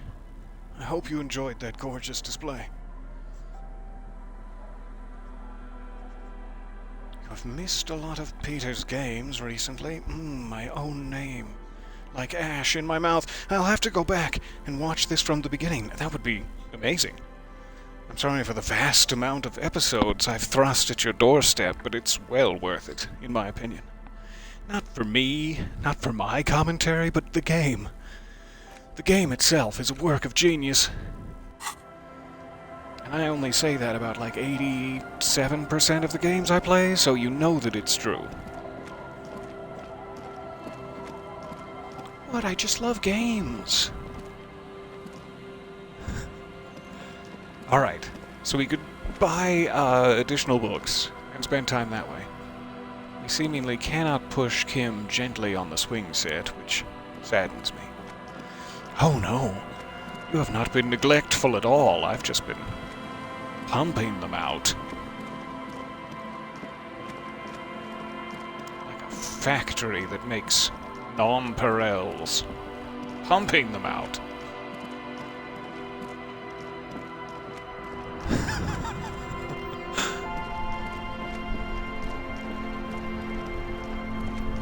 Can't interact with any benches. Kim is not in a mood to waste time during the case, so books seem to be about our best one. What else is of deep interest to me? Lest we have to fall back on the bulging triceps of Helmdahl. Shelves filled to the brim with crime novels featuring the supposedly stalwart Vespertine detective Dick Mullen. Look through the display of Crime books. fiction is a disgrace. An asinine misrepresentation of the physical attributes of the arduous everyday work of actual police officers. Enhance, the lead detective said as he put on his second pair of sunglasses over his first. These books greatly overstate the excitement of police work, glossing over how long it takes to actually follow up on leads and eliminate dead ends. Furthermore, they have no idea how hard it is to simply remove a body from a tree. Yeah, that took a while. It took like, what, seven days? What's more, they completely ignore the psychological hardships of year after year coming into contact with people during the worst days of their lives. Oof. Not a single mention of all the stress this work creates upon the officer's family. Detective fiction just doesn't tell the truth at all. Now, would you like a list of all the books found on the shelf? Oh God, no. That is such a devastatingly poignant line. out coming into contact with people during the worst days of their lives. And there are so many, what's the word I'm looking for? Professions in which that seems to be the case. Like, I once had the occasion to spend almost 24 hours in and around a hospital. And while I was holding it together about my own situation, walking around and just seeing, like, bench after bench outside the hospital of people just sobbing openly into their hands was, like, very difficult emotionally to handle. And that was just one day. Like, I can't imagine being in a profession where every time you interact with another human being, it's that emotionally devastating. Or almost every time. But yes, I'm sorry, I got distracted. Tell me the books on the shelf. You see, Dick Mullen on the job. Get Me Mullen. The Stalwart Adventures of Richard P. Mullen. Dick Mullen and Fancy. the Murder in the Orchard. The Sordid Affair of Dick Mullen. I want the last one. That last one. Give it to me. Take it to the checkout. A killing is declared. Dick Mullen in the murder house. The final case of Dick Mullen. An obvious lie. Dick Mullen in the clock tower. The ordeals of Dick Mullen. Dauntless Dick. Dick Mullen's funeral pyre. The murder of Dick Mullen. I think one of these books may have been miscategorized. Pretty sure Dauntless Dick does not belong in the crime fiction section, but who am I? Wait, Dick Mullen dies? Oh no. Turns out he faked it to solve a case. Oh, thank goodness. I would be devastated. I mean, who would he even leave his deer stalker to? Are there any more? Yes, there's also The Dame Who Did It. Farewell, my Mullen. Faking death seems to be a common trope in the Mullen series. The morbid tales of Dick Mullen. A dark tide turns. Tragedy calls for Dick Mullen. Another one with fake death. And, That's of 3 course, now. Dick Mullen, the murderer. In order to catch a murderer, Dick Mullen must become the murderer. And that little boy's family was never the same. It's okay, though. It was Kuno. He killed Kuno. And I think we can all agree that was for the net good. I'm sorry, Kuno. I know you can hear me through the walls with your little network of squirrel spies. I'm sorry I said that. After all this, you still haven't found the answer to the one question that matters. Who is Dick Mullen? I have a 72% chance of finding out.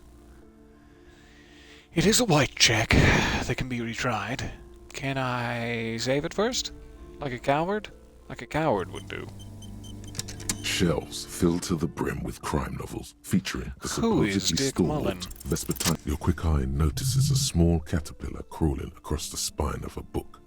The title reads, Dick Mullen and the Mistaken Identity. What do we have here? Mistaken A identity? worn paperback from Dick Mullen's classic hard-boiled phase. The premise seems to be that Dick Mullen is framed for the murder of his best friend and has just a few days to prove his innocence. Why does this speak to Could me? it be the motifs of unstable identities and shocking betrayals? Oh yeah, that's probably it. But it could be something else. Perhaps you're drawn to the dark and noirish atmosphere. No, that's not it Is it either. because the smoking dame in the slinky red dress on the cover is giving you a hard-on? What? No, that's not what's Yes, happening. it is. The bulge in your pants is embarrassingly obvious. Stop it, crime novels. You keep your eyes to yourself, shelf of crime novels. Relax. It's not that bad. Also, this means your blood flow is returning to normal. Good news, really. Yeah, you would say that, electrochemistry. Something the matter, detective? Nope, no. No, thanks, Kim. Why don't you go over and check out those Helmdahl novels? I'll be right with you. Kim, would you describe this woman as a smoking dame? Hardly appropriate question for the bookstore. It's all good here, my The friend. lieutenant nods. You think you detect the faintest trace of a grin on his face. but you can't say for certain. Ooh, that's a thick boy. Look at how many pages are in this. That's gonna take us clean through the eve. $7.99. We still have enough money for our cursed dice. And I am curious. I can't seem to zoom in close enough to see this smoking dame, though, which is probably for the best. Let me see what our other options are, if any. We looked through paranormal. I think that's where we got the botany of the pale. What was this shelf? Shelves full of biographies of famous people, whoever they are. The Greatest Innocence. Presumably about Dolores Day. Not necessarily something I'm, trying for with my communist leanings. If it was a book about communism, it might get me further into the bookshop. Let me look through the display of books once more. Browsing through all the books with all their names makes your head spin.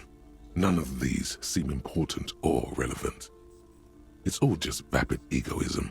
Suddenly, a particularly odd title catches your eye.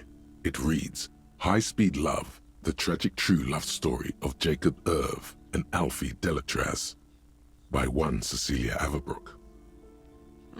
Now a major motion picture with Nicolas Cage in a leather jacket. What's it about? High Speed Love chronicles the romance between two of the finest tip-top tourney racers in history. One of them is the madcap driver, Jacob Irv. His blonde mane graces the cover. Ew, gross. Lieutenant Kim, this book is covered in hair. Next to Irv's life story, you see a slim biography of an Occidental rock star called the Anti-Star. He's famous for shooting morphine into one of his eyeballs and cocaine into the other. That is too bad. Too bad that Next happened. to that, Rivasholian radio personality Guillaume Bevy stands in front of a run-down drug den. He's a permanent fixture on Channel 8, reporting on real-life crime and ruining cops' days. I really must insist you buy one of the books. Reading them is not for free. Do still browse, though, but not too long. I'm just browsing, I assure you, Plaisance. She understands she has erred against the customer and immediately corrects course. I'm sorry, I did not mean to rush you. You are browsing. Go ahead. Take your time. Time is commerce. I was browsing the whole time, Plaisance. Alright, I'll probably end up getting the... it's completely gone out of my head. Dick Mullen book. Of worn paperbacks featuring an extremely muscular, don't care much for sword-wielding Dollar barbarian. Man. And the more we go through the world, it seems that his works of bulgy nip-nips are preferred by fascists, so I would like to stay far away. Shelves filled to I'll the take this brim Dick with Mullen crime novel. novels featuring Of course. Such violence and immorality. I mean, enjoy. Enjoy. Thank you. I'm gonna sit here next to your plants and let Kim watch me read this book. I would offer to read it aloud to him, but there is sure to be a bevy of swears that would make him uncomfortable. Another Dick Mullen book that woefully misrepresents the nature of police work. In this one, our detective returns from a trip, having successfully solved one case, only to embark on another. What are the chances? Does he finally face the taxing nature of his occupation? No, he doesn't even look like a normal officer of the law. He's got too thick a mustache. Oh, sorry, that's me. I thought for a second. I was looking at the... In your hand, you hold Dick Mullen and the mistaken identity. The brittle paperback feels fragile to the touch. I don't like the way you phrased that, somehow. I'd prefer that in the middle of the public bookstore, with Plaisance's daughter right outside, I was not holding the dick in my hand. That'd be preferable to me. Examine the cover. The cover features a pastiche of different scenes. In the foreground, a man in a dark overcoat clutches a pistol to his chest. Rising up behind him are two silhouettes wrapped in a passionate embrace. Looking closer, you realize that they are slow lorises. The tagline reads, Detective Dick Mullen must prove his innocence after an old friend is murdered by someone who looks just like Dick Mullen. That seems to sum up the premise nicely. I can't Needless wait. to say, it violates nearly every RCM regulation for a detective to investigate a murder in which he is a suspect. Are you really reading that, detective? What, Kim? Did you want to read it first? I'm skimming it. Would you believe I'm skimming it for the next 4 hours? That's probably for the best. Those books aren't exactly famed for their tight plotting. It's much more about the dark and deadly atmosphere. Thank you? I don't know where I was going with that. Start reading. The story opens with a knock at the door. Detective Dick Mullen is greeted by an old friend, Charlie Spillane, who's come to Mullen to ask a favor on this dark and cold night. Spillane needs Mullen to drive him in from Vesper to a small town along the Insulindian coast. Despite his friend's apparent agitation, Mullen does as he's asked, then returns home where he passes out drunk, as he does most nights.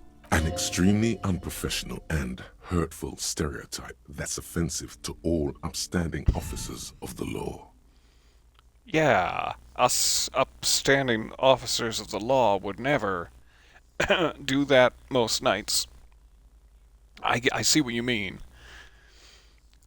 Keep reading. 2 days later, Mullen is arrested by the Vesper police and charged with the murder of Charlie Spillane. At his interrogation, Mullen learns that Charlie Spillane was shot in a bar in the very town Mullen dropped him off in by a man matching Mullen's description. Desperate to clear his name, Mullen manages to convince the Vesper police to release him for 3 days so that Mullen may solve his friend's murder and prove his innocence. The cops release their prime murder suspect so he can find the real killer? Are you shitting me? What's the matter, detective? The lieutenant turns to you with a start. I don't know who's writing this shit, but I get the feeling they aren't experts in homicide investigations. The lieutenant shrugs, resigned to the idea that his profession will rarely, if ever, be accurately represented in art and literature. And certainly not video games. Oh, wait. What's this? A copy of Disco Elysium. The perfect representation of detective life. Pantsless and screaming into the void with your sentient necktie. You know this to be true. They're not shitting you, detective. This is what the writers think passes for police procedure. Okay, so Mullen didn't do it. Keep reading. Of course, Mullen didn't do it. That's the whole premise of the book. Anyway, Mullen returns to the seaside bar where Spillane was murdered and meets a beautiful, mysterious woman named Diana Denerve. Now it's getting interesting. Keep reading. Denerve reveals that she was Spillane's lover and that he was mixed up with a local amphetamine smuggling operation. As soon as Mullen begins pulling at strings, the whole conspiracy begins to unravel. Not only is the local police captain in on the amphetamine ring, so is the son of a powerful politician and a strung-out art collector named Torvald, each of whom has his own reasons for wanting Spillane dead. It was Torvald, because he's the only one who's been named. Tell me about the corrupt police captain. Outwardly, the old police captain is a real law and order crypto-fascist, a barrel-chested man who's beaten his share of suspects to pulp. But he's also dirty and increasingly paranoid that someone's going to expose his role in the drug ring. He would certainly have the motive and the means, but the captain walks with a noticeable limp from an old war injury. Is it possible that he was able to conceal it long enough to commit the murder? I want to hear about the politician's son. A typical privileged twat. In all likelihood, he's just in over his head. He does bear a personal grudge against Spillane, though, a former prosecutor who nearly brought down his father's administration. The kid doesn't exactly have Dick Mullen's manly build, but he is the correct height, and while interrogating him at his home, Mullen did notice a certain overcoat that looks suspiciously like his own. Strong signs. All right, Torvald, front and center. Torvald, the art collector, is a strung-out mess. Frankly, it's hard to imagine him holding a pistol steady enough to actually hit someone, let alone plug them 3 times in the chest the way O'Spillane did. He got did so bad. That said, Torvald and Spillane have a long history, and while interrogating him, Mullen discovers that Torvald was once involved with Deanna Deneuve. Could it be that this is all over a sordid love triangle? Okay, let's get on with the story. One evening, Deanna Deneuve comes to Mullen's hostel room in tears. The two of them drink half a bottle of vodka, and soon they're seeking comfort in each other's arms. Yes, comfort and pleasure. The warmth of another human's touch. The burning taste of liquor on her full, sweet lips. Well, that testimony won't be admissible any longer. How does Mullen expect to solve the murder if he's sleeping with the witnesses? I'm not sure I'm happy with this, but maybe the story will turn it around. Let's be angry. How? How does he expect to solve this? The man's a prosecutor's nightmare. Solving a murder counts for nothing if all the evidence gets thrown out in court over police misconduct. All right, maybe the story will turn it around. As the two lovers share a post-coital cigarette, Deanna Deneuve turns to Mullen and says, "By the way, Dick, there was something else I meant to tell you. I love you." Always aim for the center of mass. Hand-eye coordination. You wild card. Whatever it is, Mullen never hears the words. A blow to the base of his skull knocks him out cold instantly. Fuck. It seems appropriate. When Mullen comes to, Deneuve is dead on the hostel bed next to him. To make matters worse, his clothes are covered with her blood. Oh, double fuck. Mullen trashes his blood-stained clothes and flees the hostel, knowing it's only a matter of hours before the cops discover Deneuve's body, if they haven't been tipped off already. Fleeing a crime scene, destroying evidence. Even if Detective Mullen didn't commit the murder, he should be facing years behind bars. The heat is on. If Dick Mullen can't solve both murders before the cops catch up to him, he's going away for life. Can you solve the case before the cops close in? Wait, I have to solve the case? I thought I was just reading the novel. I've got some questions first. What is it, Detective? All right, why does everyone close to Dick Mullen wind up dead? It's a dangerous line of work, but somebody has to do it. That's why Dick Mullen never lets anyone get too close. Why did Dick Mullen become a detective There in the was first never place? a time when he wasn't a detective. He was born a detective. Popped right out with the deer stalker already on. Okay. Was I not born to be a detective? But why? Why is he like Dick that? Mullen was made to crack skulls and solve cases. It's who he is. He could no more stop being a detective than a tiger could cease to be a predator in the night.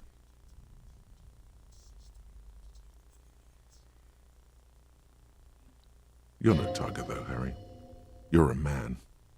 It's your curse to have to choose. For a moment, you cease to read the story on the page and see the book for what it is.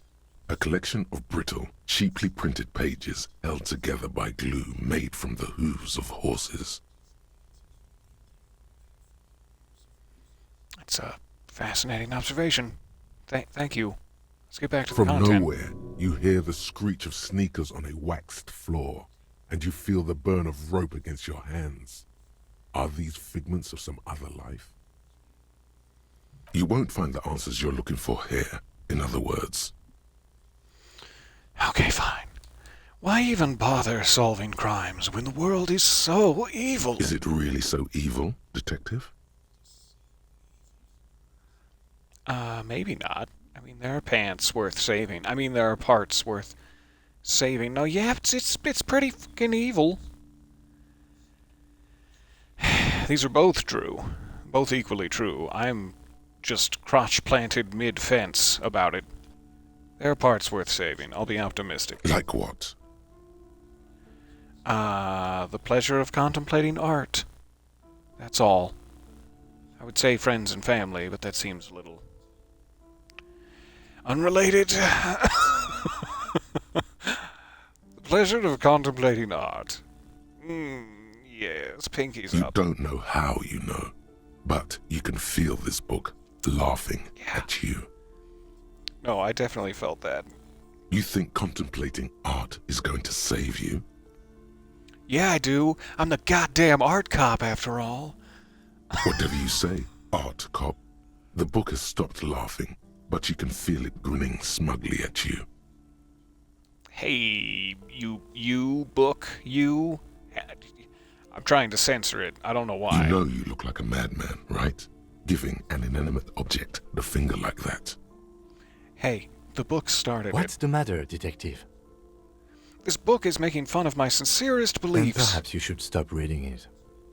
Never, sir. But you can't stop, can you? You've got to find out what happens.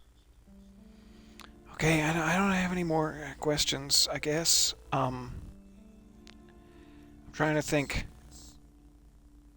about the three suspects. The younger one who had the coat that looks like mine and is roughly my same height probably did it.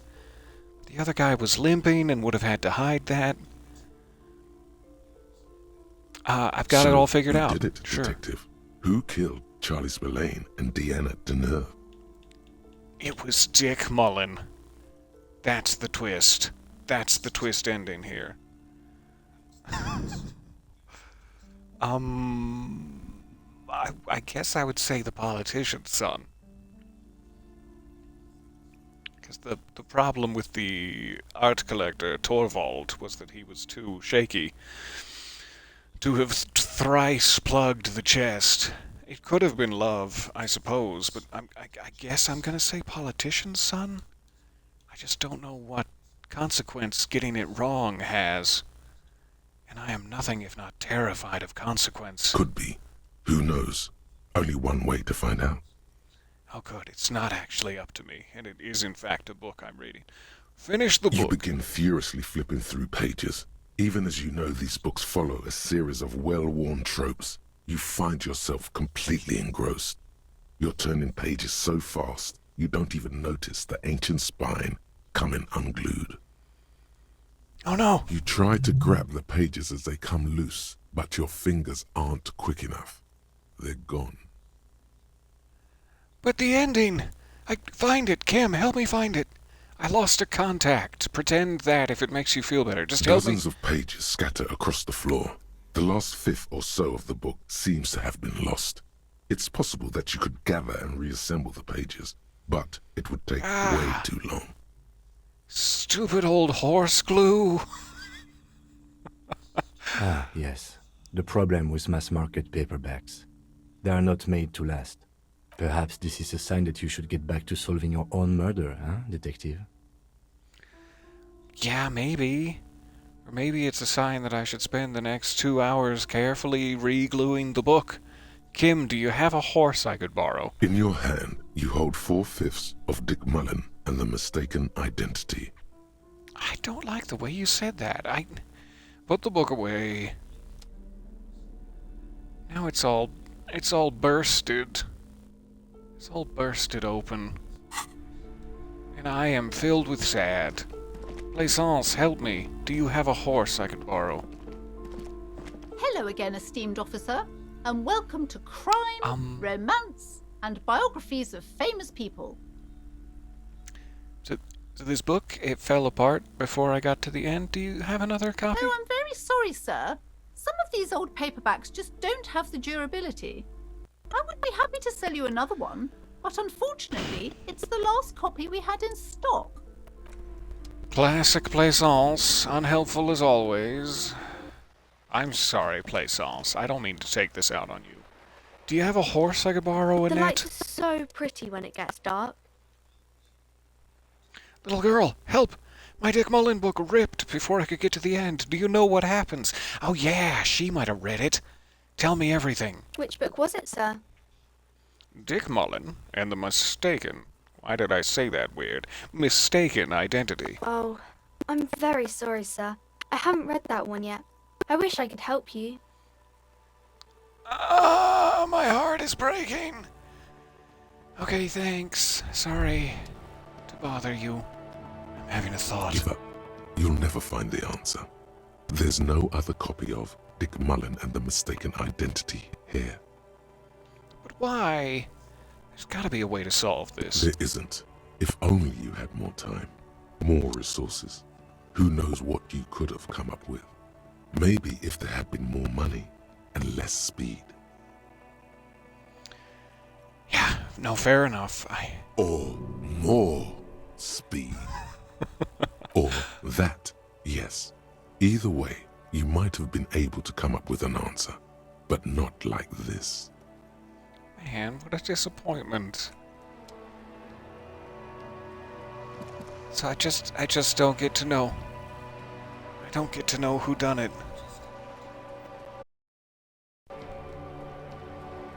Audio getting crackly. I'm so sorry. I hope that fixes it. Thank you for the warning. And my apologies for the crackles in your ears. I wonder if it's just because it's like so late, like day 5. I've done the vast majority of the game, as far as I know. The vast majority of this area of the game. And I wonder if I had read that book earlier, if there was more time, quote unquote, or if it always ends this way. Regardless, back inside and up to the novelty dice maker. Maybe it has been long enough now that I've crumbled a book in my hands.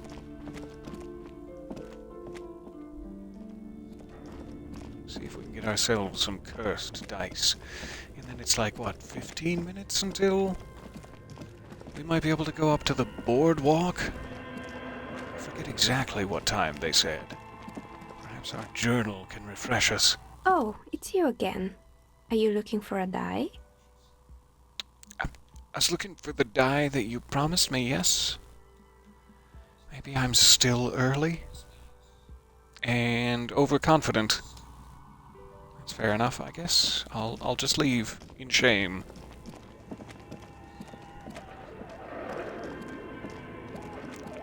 Ooh. Okay, while I'm in here, let me just, sure, quick save it.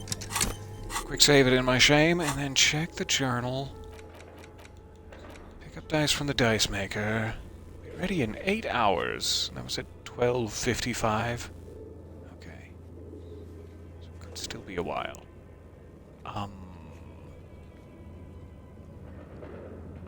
Roughly an hour, I guess. Confront the pigs. 2200. Good. So 1 more hour. Grab the dice. Race to the boardwalk. We are desperately close. How do we kill 1 hour?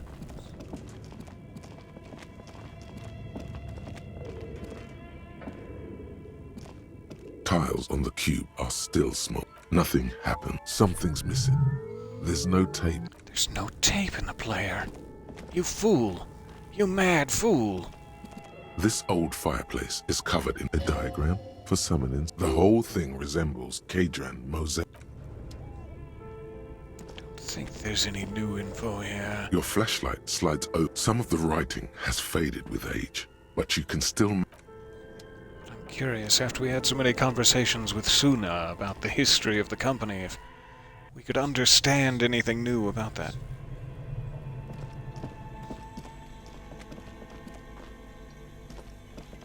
The bear's eyes are still glowing red, watching over all the ice cream wrappers hidden in... A friendly cartoon bear smiles back at you. The paper still smells of vanilla.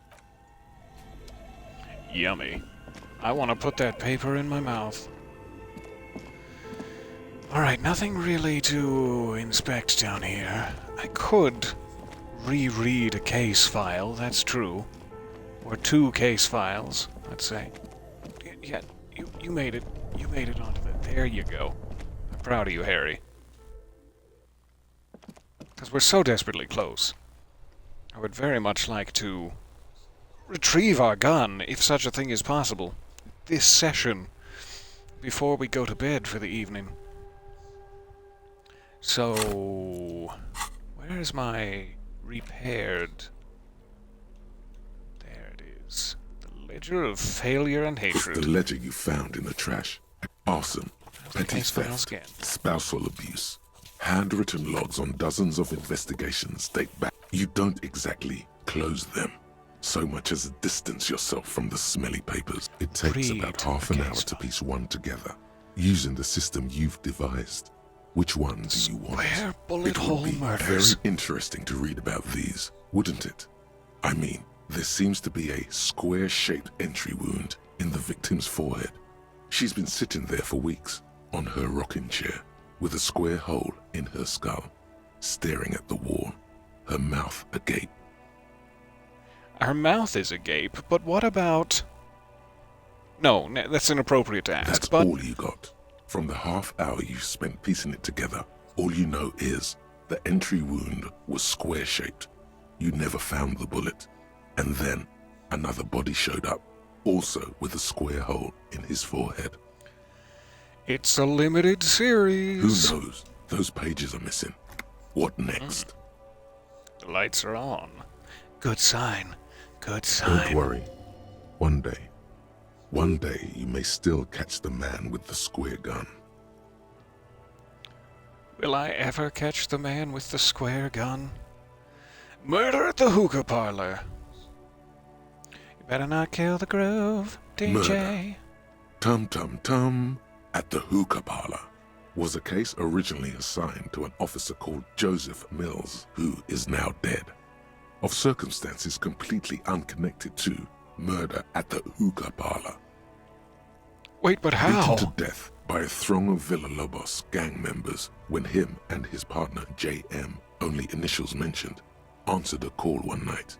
It's a sad story, and it isn't really represented in your case files. Stop stalling and get to the murder at the hookah parlor. Oh, sure, right, on with the murder. Joseph Mills was on this case that he just couldn't solve, was doing it solo, said it was a real nutcracker, a real brain twister, was on it for, like, a month. The captain got impatient. Shit or get off the pot, Mills. Or preferably find like a toilet or a private bush. Please get off my pots, Mills. Mills didn't get off the pot. Not yet. He kept at it for a couple of weeks more, racking his brains, running with every theory, as outlandish as they seemed. Still couldn't solve the murder at the hookah parlor. Tough case, he said. Toughest he's ever had.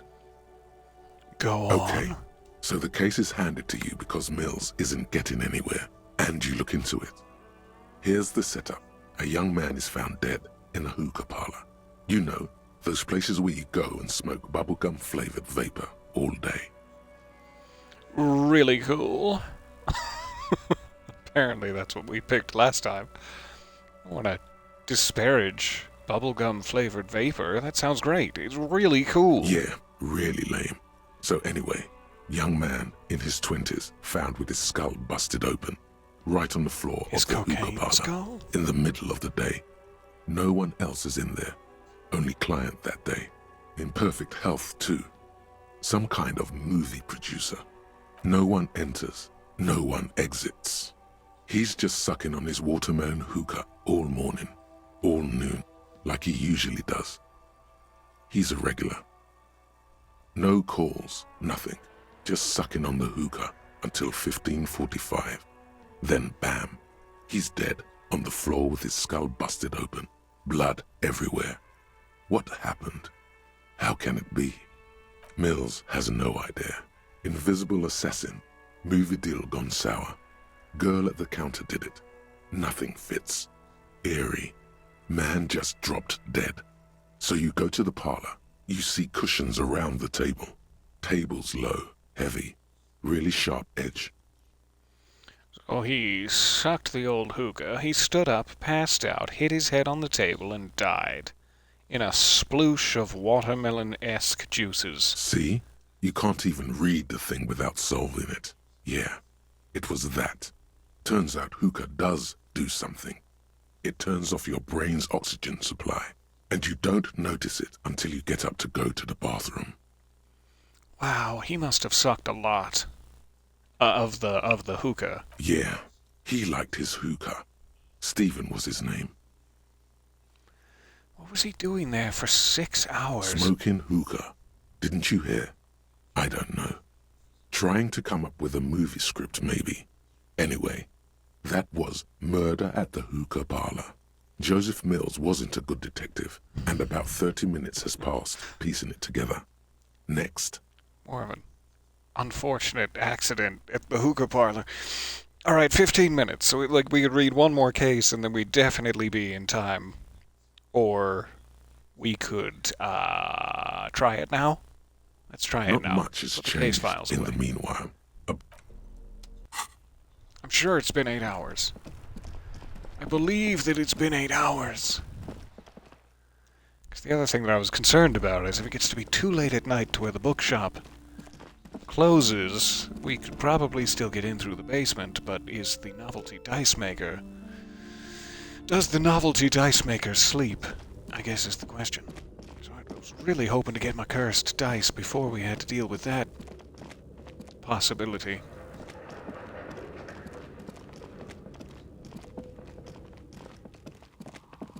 Please have my dice for me, I beg of you. Oh, it's you again. Are you looking for a die? I guess I probably could have just checked my journal when I was outside. Maybe I can pass time in conversation with her for 15 minutes? See what this is saying. So desperately close, probably like 10 minutes, Oh, perhaps. it's you again. Are you looking for a die? Where are we? What is We're this place? inside the gym, but when I arrived Plaisance was right. Creative. When she arrived here, there was no room anywhere else. Did not She take must any have time. known the other businesses. I don't know if it only progresses time for new conversations. That might be the case. So fine, I'm just gonna sit here and read my case files if that's not too much trouble for you. It's the ledger you found in Thanks. which it takes about half an hour to piece one together. The using couch system in an you've unexpected devised. location. Some assholes brought their couch outside and hung out on it.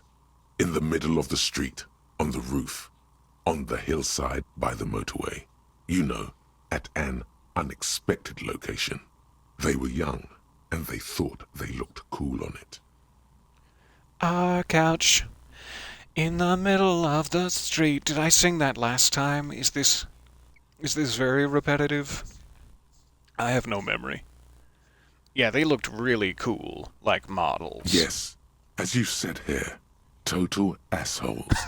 Young people are the worst. So anyway, you got a complaint about the damn sofa, or couch, or whatever it was. They were leaving it out in all these unexpected and whimsical locations. They took it to where they also took photos of themselves on it, and smoked cigarettes, and drank coffee because they felt it's intellectual. It's pretty intellectual. Cigarette butts, coffee cups, stupid couch. You had to clean it all up, and you did. So congratulations to you. Case solved. Yes, I am the best detective ever. Did I ever catch those guys, though? No, you didn't have time for that. These notes show that you have what is called a real goddamn... Not much has changed in the meanwhile. A bunch of sodden... Alright, oh, hey. it's you again.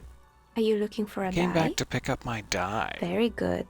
That will be 7 real for Yes. one custom die. Of course. Here's your 7 real. Here's the cursed die you ordered. She hands you a tiny black sphere with 6 phrases written on it. Read the phrases. The phrases read, God is indifferent. Take all. Lose all. 50-50. Nothing happens. And pale. I feel like if I roll this, I will be sucked into like a Jumanji-esque situation. What is It's a this? die. Try rolling it. Okay. I'll cast the cursed die. You throw the ball on the floor, and it ends with one of the phrases facing upwards. God is indifferent. Oh wow, it really does work. That has changed my entire reality to be Good. true. Now roll again, detective. Okay, no, I trust you. Roll the die again. It lands on exactly the same result. God is indifferent. It declares again. You've made it perfectly. This is exactly weighted It's right. a sphere pretending to be a six-sided die. Each roll will end with one of the phrases facing up. The die originates in Ilmara, where it was used for cleromancy. Except I've weighted the die. When you try rolling it, you realize that each time it gets you exactly the same result. God is indifferent. This is our curse. I love it. Thank you. It's even worse than she says. God is dead. We live in a forsaken age. Thank you.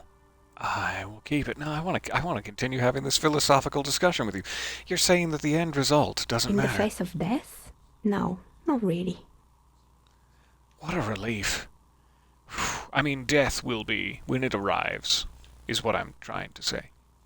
It is, isn't it? There's something liberating about knowing it's just we humans. No all-powerful force is guiding us, watching us, judging us. Can I get a normal version of this die? That's just non-cursed. I paid extra for the cursed die, and I love it. Thank you for the die. Good luck, officer. Aw, stop it with that mischievous smile. You're gonna make me fall in love with you. Thank you. And, I'll see you later. Sorry, I got flustered because I'm in love with you now. Damn it. It happened. It's happened. Alright, so 2,200 hours. Why is there a thingy? Store on the other side is closed for the night. Oh, that's why there's a thingy. That makes sense. I should have seen it coming. Alright, we'll go out the basement.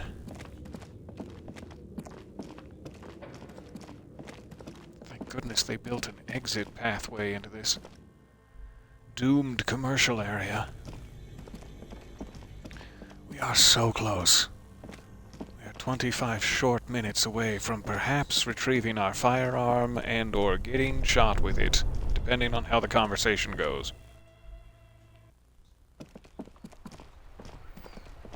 So I should be able to read another case file to get to where we need to be. I'm trying to think,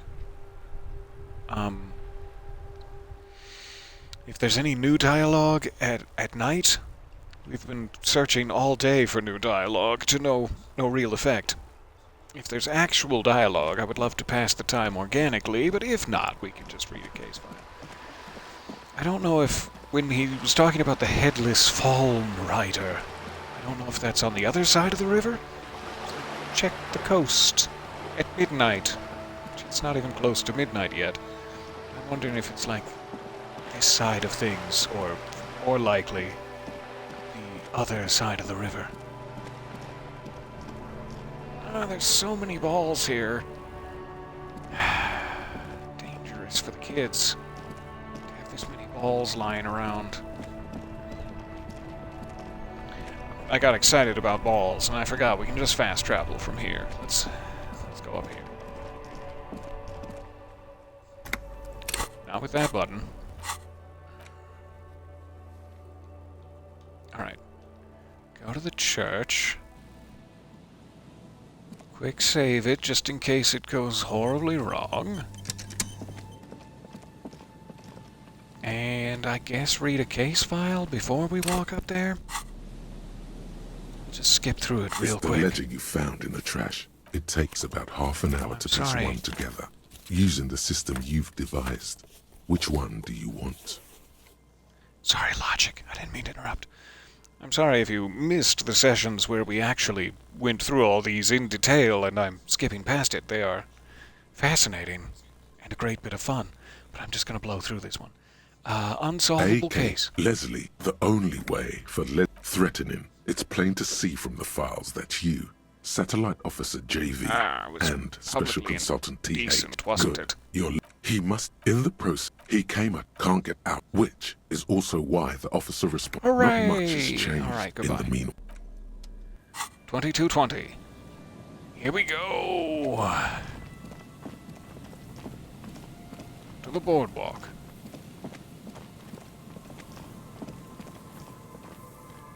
Hello?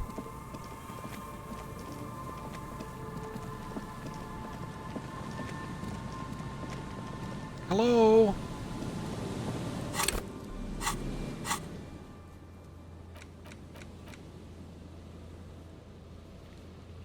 Must meet her near the old fish market at 2200. Just walk past the fishing village until you see the boardwalk.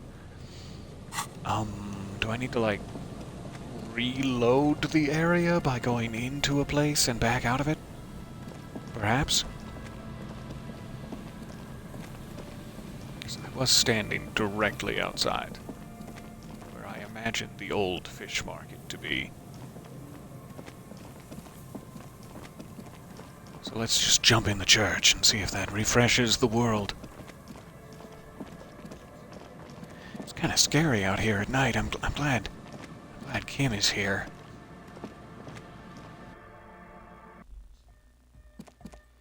Ah, I love this church. Fantastic time I've had in its walls.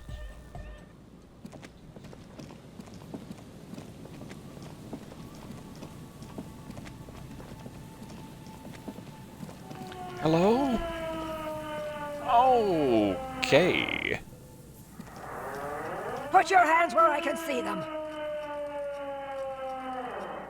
The aging woman under a mountain of police paraphernalia mumbles to herself, then notices you and reaches for the megaphone. Show me your hands. This is the pigs. Show me your hands.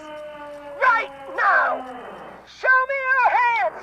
Right now. Sure, we're not trying to cause any trouble. Let's show the good woman our hands. Battery-powered police lights protrude from her back. The flickering light show reveals a gun in her shaking hand. Her hand is trembling from some sort of neurodegenerative disease. Madame, please drop the firearm immediately. No, Kim, don't escalate the situation. It's just a flashlight. I love that they have an option for that. I probably should have put it away before. Raise your hands.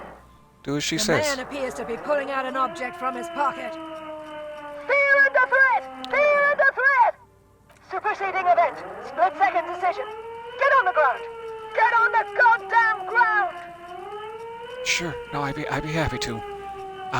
We just want to talk to you. I'm not disagreeing with your assessment. Maybe I was trying to pull something out of my pocket. I don't know. Subject yourself to a full body cavity search. Prohibited materials concealed in nostrils, ears, mouth, navel, urethra, foreskin, vagina, and rectum. That reminds me, I need to make a shopping list. In her mind, the cavity search is happening, as long as she's saying it. It appears the things she says are very real to her. Be careful, detective. Don't do anything that might set her off. The situation looks bad. Calm yourself. Steady your breathing. Probably shouldn't just immediately try to tackle her. Let's try to talk our way out of this. We can solve this peacefully. Please lower the weapon. Probably best not to try to act like the police. Clearly, we're not the police in this confrontation. We can solve this peacefully. Officer in need of assistance! Suspect alert! Get on the ground! Ma'am, please. We want to help you, but you need to lower that weapon. Blow her away! No! Let's just talk. Disturbance reported. Authorized deadly force. Sector, take the shot! Big red key! Big red key! Big red key? That's code for the battering ram. Cop talk. You know this. What happened to make her like this? Loneliness. Aww. Yes, sure, but also in a less abstract way. the neurodegenerative disease I mentioned earlier. We're here to help. Tell us what's wrong. The woman looks at you, but through you, like you don't exist. Her eyes gleam feverishly, and the rotating police beacon lights reveal deep scratch marks on her cheeks. This is the police! Unlawful engagement! Hands on the ground! Scumbag! So this is what the weather's like on the other end of a cop's gun. Stormy. I hear you, ma'am. Slowly start bending over. Well, that's gonna end well. My hands are going on the ground. Oh, yeah, Do I press the helping her angle? Or do I press the, no, you're definitely right that you're a cop and I'll do what you say angle? I kind of feel like that's mean in some way. Like encouraging her delusion. But she also does know the terms, like maybe she was an officer of the RCM at one point. So it's not just a delusion, but it's hard to tell with the limited information we have. Kim seems to want to just blast her right out of the fish market, as 'twere, and I don't want that to happen, so I'm not going to leave it to him. I don't know. I'm going to agree. Slowly start bending over for the good woman. Fascinating. See? This is what happens when we are not around.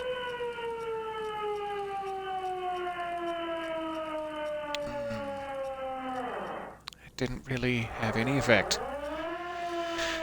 So I can try a hand-eye coordination check, perhaps with some foul accessories. Shoes and such. That might be the only thing to do? I would still like to find a diplomatic solution, if it's possible. Please identify yourself? Seems innocent enough. It's the goddamn police, shitbag! Cut the pavement! You're under arrest! As she waves her hands, you notice familiar-looking ampoules and packets sticking out of the mountain of police gear on her back. Medicine or drugs? My limited knowledge of the police, I don't think they appreciate it when you ask them if they're on drugs. Are you on drugs? Confiscated contraband! Restricted access! 2 kilos missing! Eyewitness report compromised! I don't think she's on drugs. Being off drugs might actually be the problem here. You're not the police. We're the police. Back up! Back up! Back up! Status unconfirmed! I'd love to confirm it for you. Baby, you know who I am. Everybody knows. Wink. I don't think that's very helpful. Lieutenant W. Freighter Harrier Dubois, 41st Precinct, and this is my partner, Lieutenant Kim Kitsuragi, from the 57th. No. I thought Mr. Moran. Gareth! Aggravated assault! Man down! Officers in pursuit! There's a scenario unfolding in her head right now. It has nothing to do with what's happening here. What's the situation, officer? Law enforcement compromised! Impersonating a police officer! Does she not believe you two are actually police officers? Wait, what if she's right and I actually am an imposter? No, we really are cops. Look, white rectangles. We really are cops. Look, my badge. It's probably good. Unless she just shoots it out of my hand and then I lose it forever in the sea brine. Let's try. License and registration! Come in, dispatch! Sector, azimuth! It's not a code, just disjointed words. Okay. See if we can save We it. can't leave. A delirious civilian is pointing firearm at us. Your firearm. You need to solve this. Okay, fine. Fair enough. Understood. No time to slip into my fallen trainers? Are you sure? Then we have to find the hole in the universe. It's in 4, 3, 2... Alright, here's the plan. You fling the chain cutters in her face, already darting right, and immediately close the distance. Left hand grabs the barrel, Right one breaks the wrist. Great plan, hand-eye coordination. My physical instrument might not be able to keep up with your smarts, but we'll try it. That won't be necessary. Look closer. The gun, all 3 barrels, red and blue light shining through. It's not loaded. Whew. Thanks, visual calculus. Kim, I'm almost certain there are no bullets in that gun. Keep it at a whisper. Oh, this is pretty badass. Go ahead, pull the trigger. No, I'm almost certain there are no bullets I've in been that gun. thinking that too, but it's impossible to tell for certain in these lighting conditions. Then I trust it. Let's be badass. Suicide by cop. Split-second decision. Eat lead, scumbag. Oh my god.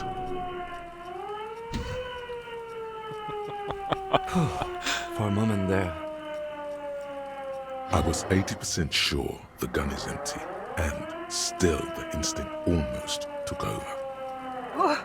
What is this? This isn't police issue. Police weapons have bullets. This isn't real. Police guns always have bullets.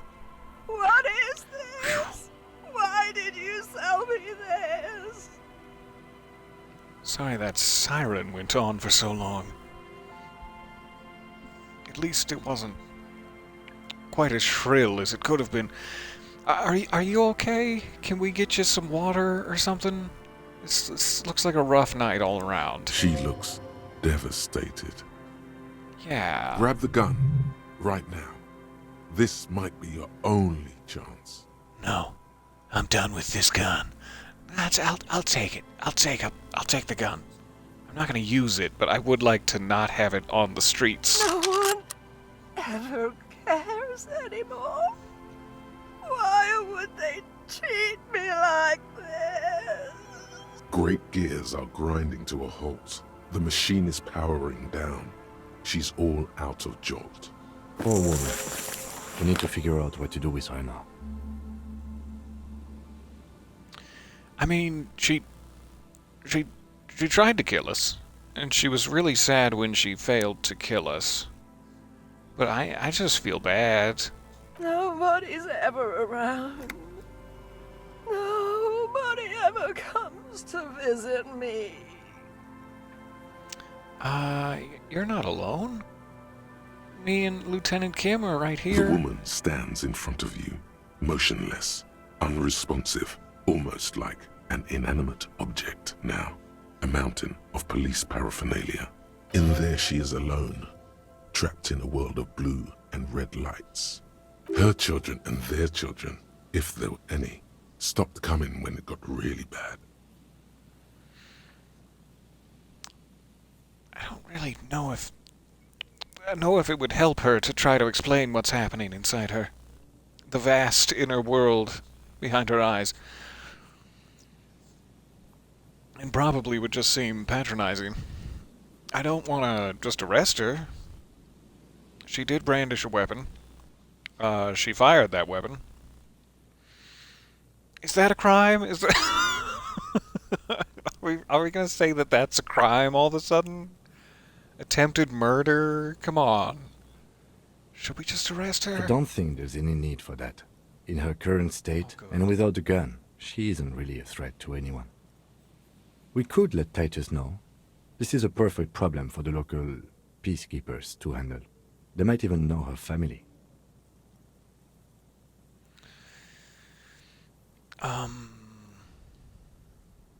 Titus, right. From the whirling. I was like, who is that? Is that somebody we contact on the phone? Of course, Titus. So it's like we wouldn't get the RCM involved, there wouldn't be any official paperwork. The local authorities, quote-unquote, would handle it. That's not a bad idea. And they might know her family. I don't want to endorse the Hardy Boys' inflated sense of self-worth. They're not cops, we are. I think we can just leave her. Yeah, she'll be fine. Maybe not. Maybe not. Just leave her.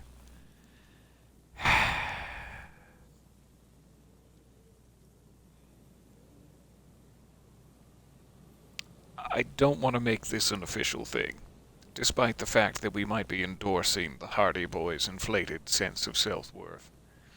What did I just say? Self-worth? Titus sounds like the man for the job. Then we can ask him once we get back to the whirling. But we have to hurry, because it's late, and they might have already gone home. But I think we're done here for now. Let's head out. This is done. Please, leave the radio on. It seems like a reflex, a half-remembered sentence. Reflex to what? Being left alone? Exactly. With only the voice of Gareth Morand to accompany her on Channel 8. She stands motionless, just a heap of clothes and fleshes now. Maybe if you search her once more? Search her? Do we even have probable cause? What's this? And I quick save it just in case. What's over here? Another postcard. Is that only available at night? How could we have missed that all this time? Maybe I'm just truly that The incompetent. woman stands slumped. She looks catatonic under her mountain of RCM paraphernalia. Is one of those things a police cap? There were narcotics in there too. You're thinking of taking them? Do. Am I? I don't want to take her things. These are her things. I also don't want to shake her by the shoulder. That's no way to treat a person. Unless they're, I don't know, drowning? You might want to try to shake their shoulder to get their face above the water. I don't know. I do want to see what the RCM cap has. But that RCM cap belongs to her now. That's not my cap.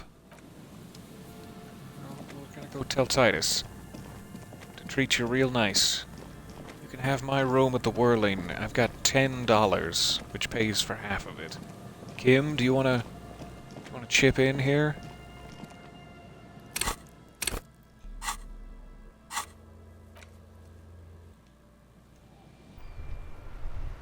See if we can catch them before they go home.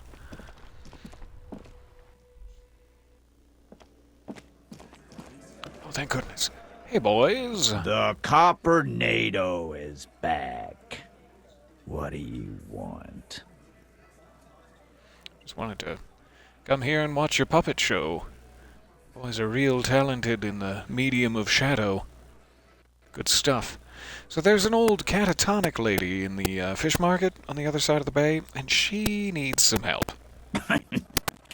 What's that, Copper? You want us to help little old ladies now?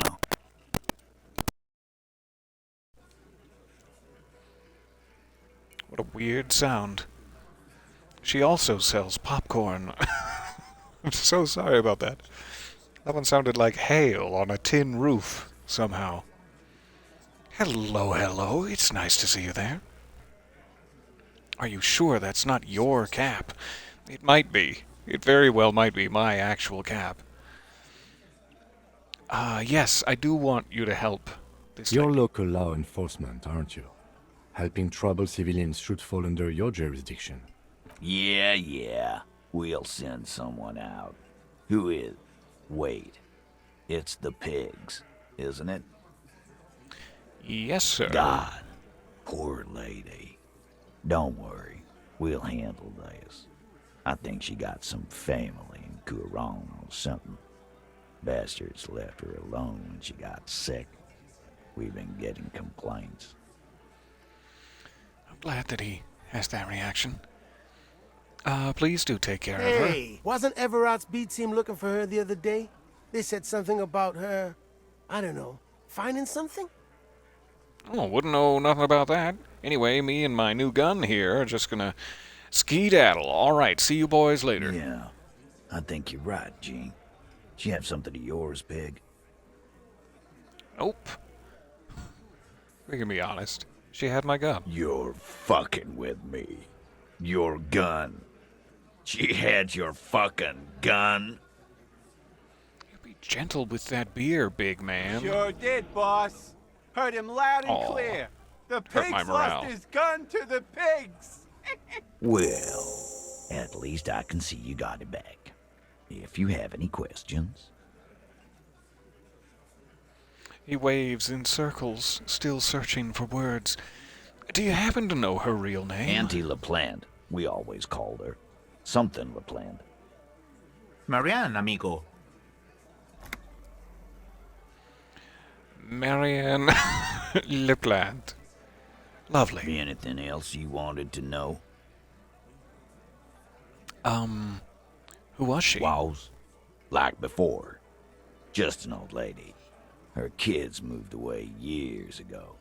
Never come to visit. Never took her calls.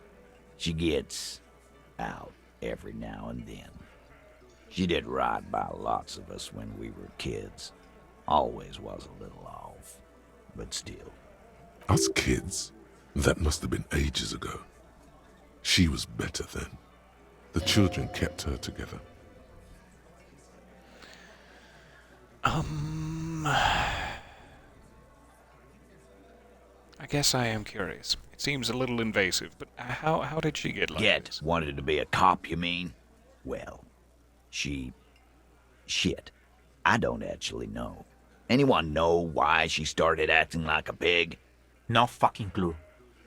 It's gotta be the crazy. Who'd want to be a pig? Someone who wanted to set the world right before it ends? More like who wouldn't? Cool uniforms, fast machines, packing heat. Sign me up. Law enforcement is a respectable occupation, sir. I can't but feel partially responsible for the unhealthy culture that poor woman latched onto, and I'm sorry. Yeah, no, that makes sense. Yeah, you should be. I am, Elaine. I wasn't lying to you. Whatever, Cobb. Don't worry about it. We'll take care of our own. Whatever, Cobb. Why'd you say it like that? Why? So where'd she get all that gear? You know, she lives by the water. Shit washes up all the time on the beach. Does it ever? Police paraphernalia doesn't just wash up on the coast, people. It's not like we dump it at night. She bought it, collected it. All right, thanks for helping out with this one, Titus. And legitimately this time. I'm not just trying to placate you like I have been. Thank you. No problem, old cop man. We take care of our mentally ill here in Martinez. Ain't that right, boys? Sure enough, we're the real heroes on these streets. All right, bye for now.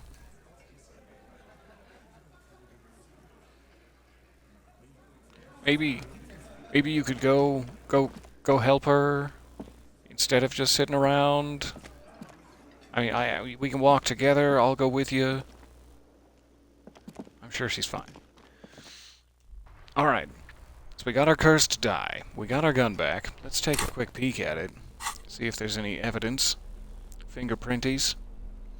A 3-shot revolving barrel Villiers-le-Sal pepper box, typically assigned to officers of the RCM upon reaching the rank of sergeant.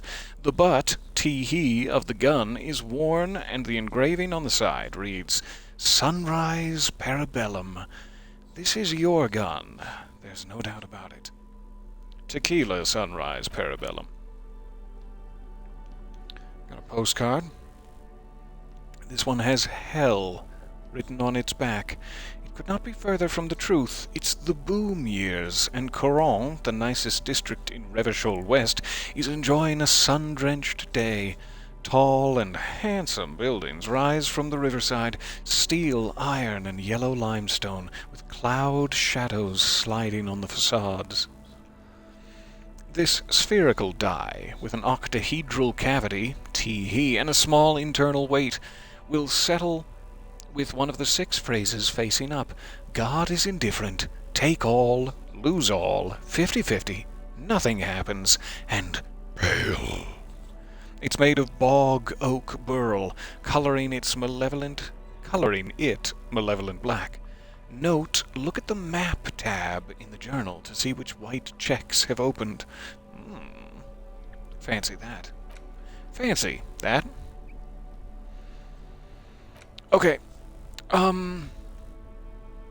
was wearing some super sick trainers. Ah, super sick. That increased my reaction speed and hand-eye coordination. Now that I am armed and dangerous, I might wanna have that sort of thing at the ready. Though I don't wish to shoot anyone. Well, maybe one person. But we won't get into that.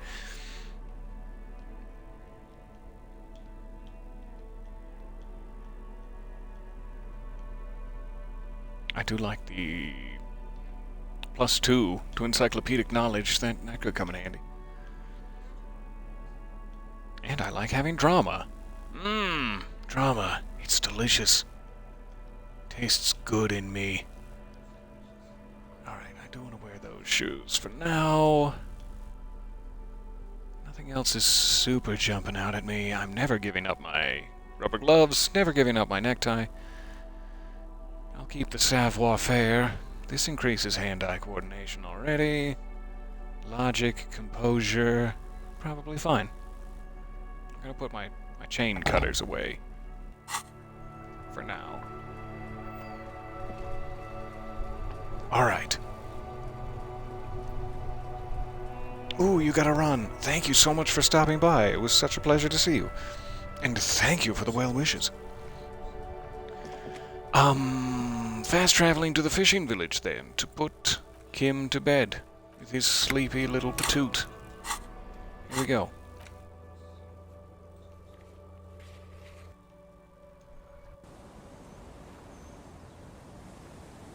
For some reason, it's lodged in my head that there was another thing. Ah, the Communist Book Club.